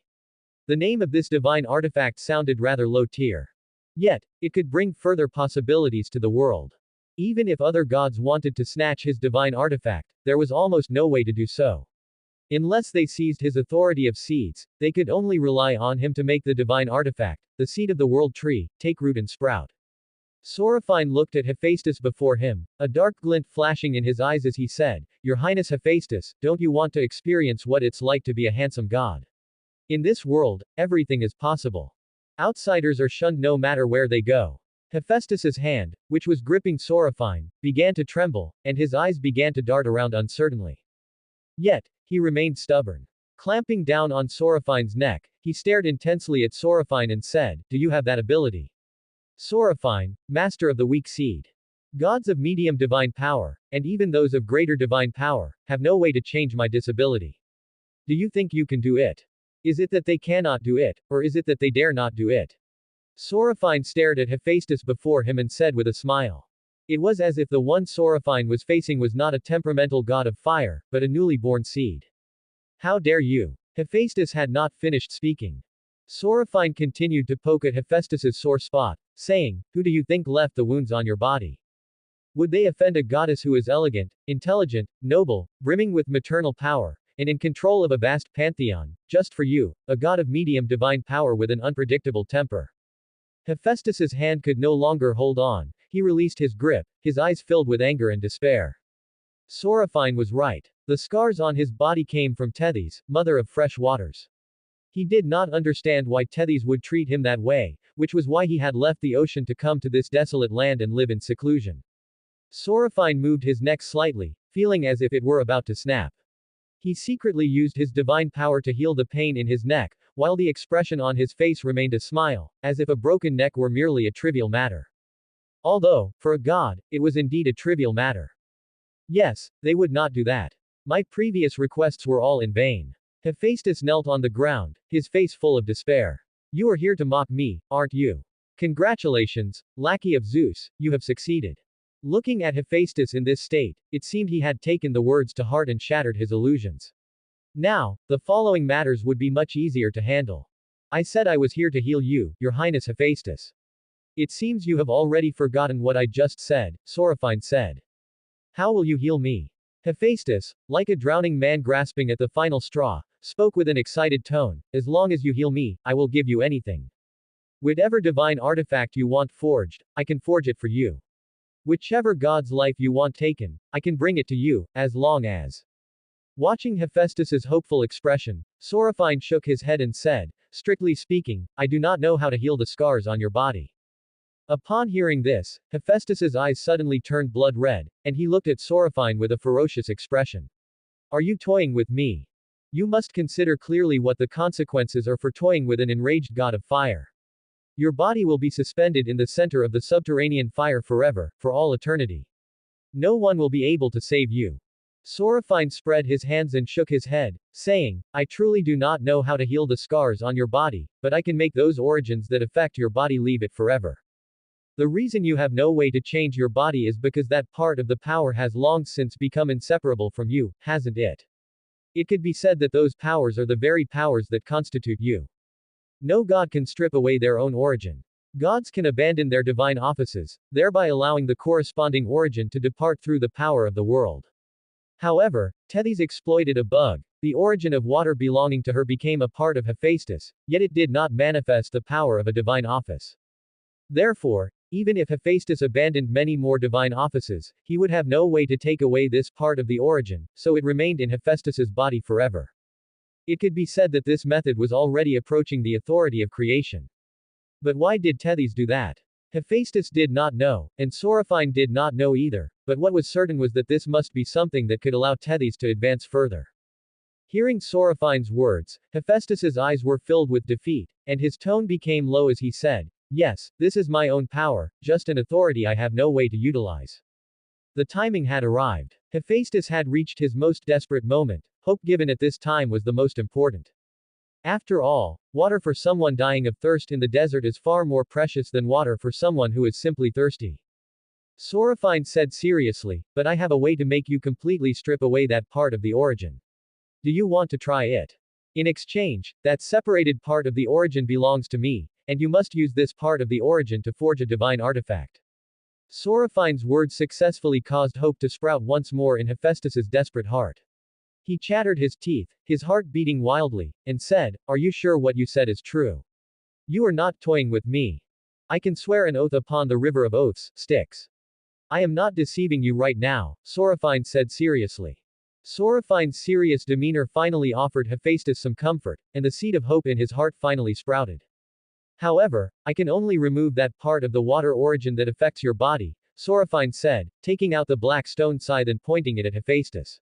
Hephaestus understood Soraphine's meaning. It was to use the black stone scythe to cut away that part of the origin, and the most important power of the black stone scythe was cutting origins. Therefore, Soraphine's idea was feasible. "If you want to become handsome, you must reshape your divine body, and that requires me to use the black stone scythe to carve your body bit by bit," Soraphine said, patting the black stone scythe. Using the power of the black stone scythe to continuously cut the origin, that pain was truly difficult to describe in words. Furthermore, Hephaestus would have to control the power of his physical body to allow Soraphine to operate freely. This was something even a masochist would find unbearable. "Lord Hephaestus, are you able to endure this?" Soraphine asked. He was very nervous. If he could not obtain this portion of the source of water this time, it would be nearly impossible afterward. Soraphine's words left Hephaestus feeling a bit bewildered, but this soon turned into determination. If he could not become handsome, then living in this world would make him nothing more than a walking corpse. "I am willing. Give me liberty, or give me death." For Hephaestus, this was his only chance. If he could not seize this opportunity, he would forever remain an ugly stray dog, only fit to be mocked by all the gods of the world. Hephaestus did not know why he believed Soraphine's words. Perhaps it was because he already had nothing left, so he wanted to grasp this final sliver of hope. "Do as you wish. I know the pain of separating a source, and I can endure it. Let us begin now." Hephaestus could not wait a moment longer. He wanted to start quickly. Soraphine had just been about to use the black stone scythe to cut off that portion of the source of water circling Hephaestus's legs and back, when he suddenly realized that he had never learned the art of sculpting. What if he created something monstrous? Thus, he spoke up. Not yet." Hephaestus's hair stood on end, and he clenched his fists. "What is the matter this time? I feel that my current craftsmanship is not yet capable of sculpting a handsome face and a strong body for you. After all, I have only been born for 300 years, and most of that time has been spent fulfilling my divine duties. To sculpt a handsome face requires skillful craftsmanship, so I must first become the god of art before I can sculpt an exquisite divine body for you," Soraphine explained slowly.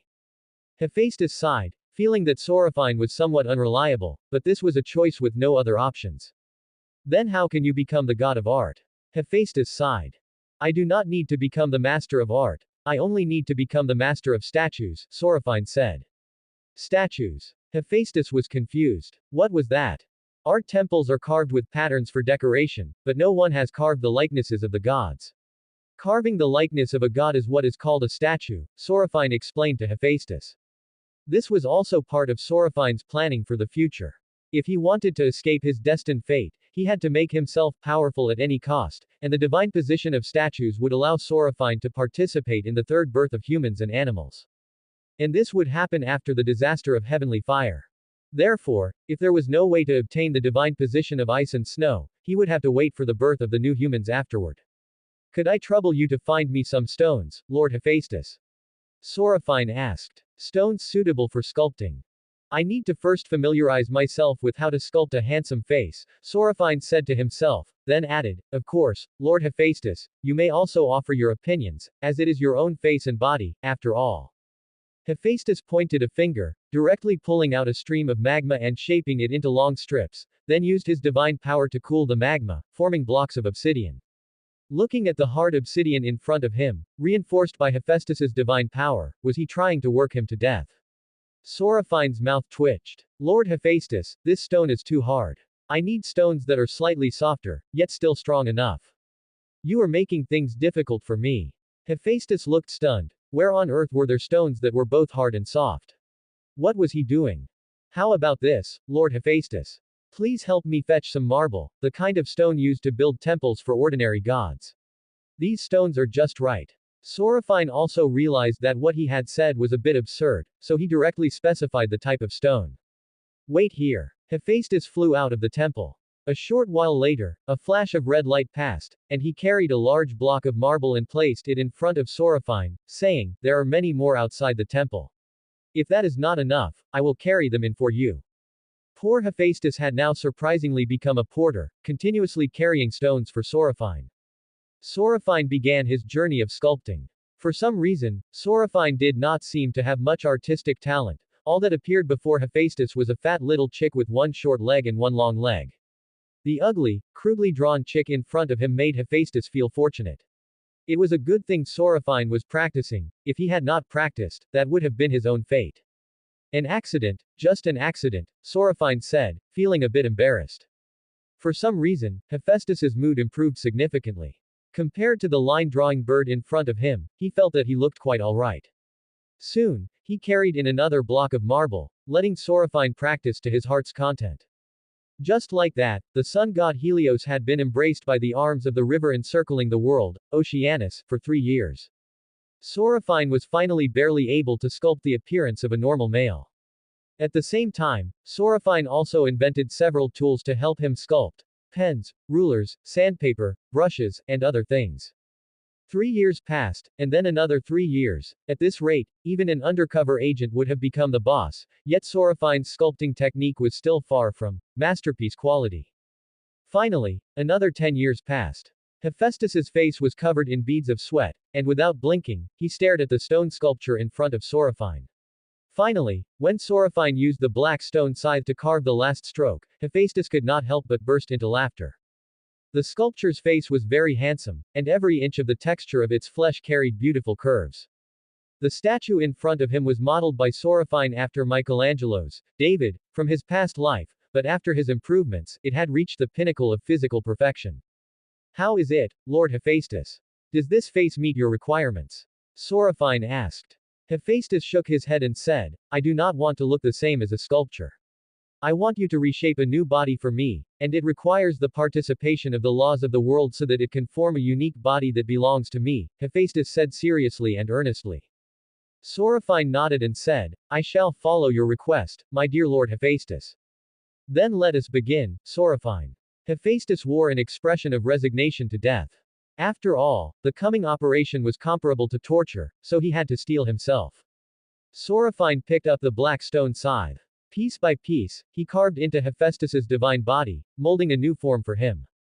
Hephaestus felt as if thousands of ants were crawling all over his body, yet he could not move, nor could he even use his divine power to influence his own thoughts. Because Soraphine was in the midst of carving, if any movement on his part caused Soraphine to make a mistake, he would be the only one to suffer. Everything he had done would be in vain, reduced to nothing. Soraphine was like a nimble woodpecker, meticulously planning the muscle and skin texture on the surface of Hephaestus's body, and then causing Hephaestus's essence to resonate with the world. Under the combined influence of the world and Soraphine, Hephaestus's authority and the power of fire influenced his divine body, which in turn fed back into his authority and essence. Finally, a handsome body appeared in this world. He had long hair like red seaweed, a face chiseled as if by a knife, and every feature on his face was perfectly placed, full of a sense of power. Those eyes were meticulously carved by Soraphine, with red pupils embedded within them like gemstones. The body was even more extraordinary. A single extra bit of muscle would hinder his agility, while a single bit less would not look like a blacksmith. Dragon-like muscles covered every part of his torso from top to bottom. When the final stroke was completed, Soraphine softly commanded, "Lord Hephaestus, I am going to begin severing that essence mixed with water and fire. Come." Hephaestus's voice was no longer hoarse, but rather gentle and magnetic, like the striking of solid rock. "Also, after losing a portion of your essence, your divine power level may drop," and, before Soraphine could finish, Hephaestus interrupted him. "I know the consequences of losing essence better than you do. Hurry up," Hephaestus said, enduring the excruciating pain. Upon hearing this, Soraphine raised the black stone scythe, and the sharp blade cut through the two parts of Hephaestus's essence that contained water, just like a hot knife through butter. "Ah!" Hephaestus finally could not hold it in anymore and screamed out loud. The moment the essence of water completely left Hephaestus's body, the laws of the world began to take effect. Because of the effect of Soraphine's black stone scythe, Hephaestus's appearance was now fixed at this very moment. The appearance of his essence was also fixed, but Soraphine had not changed Hephaestus's fundamental nature. Therefore, if Hephaestus were to conceive offspring, or have children with other goddesses, nymphs, or women, these children would still inherit Hephaestus's previous appearance, hunchbacked and lame in one leg. Moreover, because Hephaestus's essence had changed, this particular trait would be extremely stubborn. As long as they carried Hephaestus's bloodline, no matter how many generations passed, unless their other parents surpassed Hephaestus, they would forever retain that appearance. It could be said that if Hephaestus put in a bit of effort, he could even give birth to a new race himself, though perhaps this race would not be very good looking. Wait. Isn't this the Greek version of goblins? And they are goblins with both males and females, without reproductive isolation. Soraphine felt like he had created something incredible. Just at this moment, the divinity of sculpting and the divinity of plastic surgery merged into Soraphine's godhood, becoming a part of him, and the essence of water and fire remained suspended in front of Soraphine. The divinity of sculpting could help Soraphine sculpt statues faster and help him comprehend the power of other art forms, and that was it. The power of plastic surgery was even simpler. As long as a deity volunteered, he could help her change her appearance. Feeling these two divinities, Soraphine did not care at all. After all, these two divinities were only somewhat useful for sculpting. Would anyone really want to change their own appearance? One had to know that a deity's face was always in harmony with their own essence, and couldn't they just use divine power to disguise themselves and have a new face? Therefore, in Soraphine's view, this divinity was of little value, only suitable for those ugly deities, of which there had been very few since the world was born. When the authority of sculpting appeared, the gods were dismissive. After all, it was just a mere artistic divinity. With Apollo as a precedent, how powerful could an artistic divinity be? But the next divinity changed things. When the effect of the divinity of plastic surgery appeared, it drove countless goddesses crazy, and even included some male gods who had been favored. This can actually change a deity's appearance. The goddess of fame, Clymene, panted heavily, her eyes turning red. And a trace of anxiety flashed across the face of Aphrodite, the goddess of love and beauty. Her beauty was unique, but what if someone used her face for plastic surgery? Just thinking about her face being worn by a nymph or a weak goddess. Just thinking about it gave her a chill. Hera's face also turned cold. As the queen of heaven and the god queen, the goddess of marriage, she considered her own face to be very beautiful, and she was also worried about her face appearing on other deities. The other demons and nymphs thought even more. If they could change their appearance to look like what other gods liked, especially the preferences of Apollo, that major holder of divinities, then they could ascend to heaven in one step and become gods. Demons and nymphs were the most noble beings beneath the gods, but that one small step was like the difference between clouds and mud. For demons and nymphs, they served the gods and felt the gods' pleasures, but could not enjoy them themselves. That feeling was too tortuous.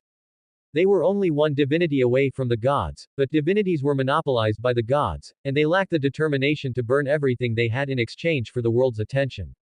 So they could only rely on the gifts of the gods, and using beauty was the best thing they could think of. Wise demons or nymphs would have already obtained a divinity long ago, so how could they possibly still maintain the status of a nymph or demon? Soraphine did not know what a huge shock his divinity of plastic surgery had caused, making countless demons and nymphs flock to it, making the most beautiful goddesses feel fearful, and making less beautiful deities crave a slight change. Lord Hephaestus, how is it? Are you satisfied with your face?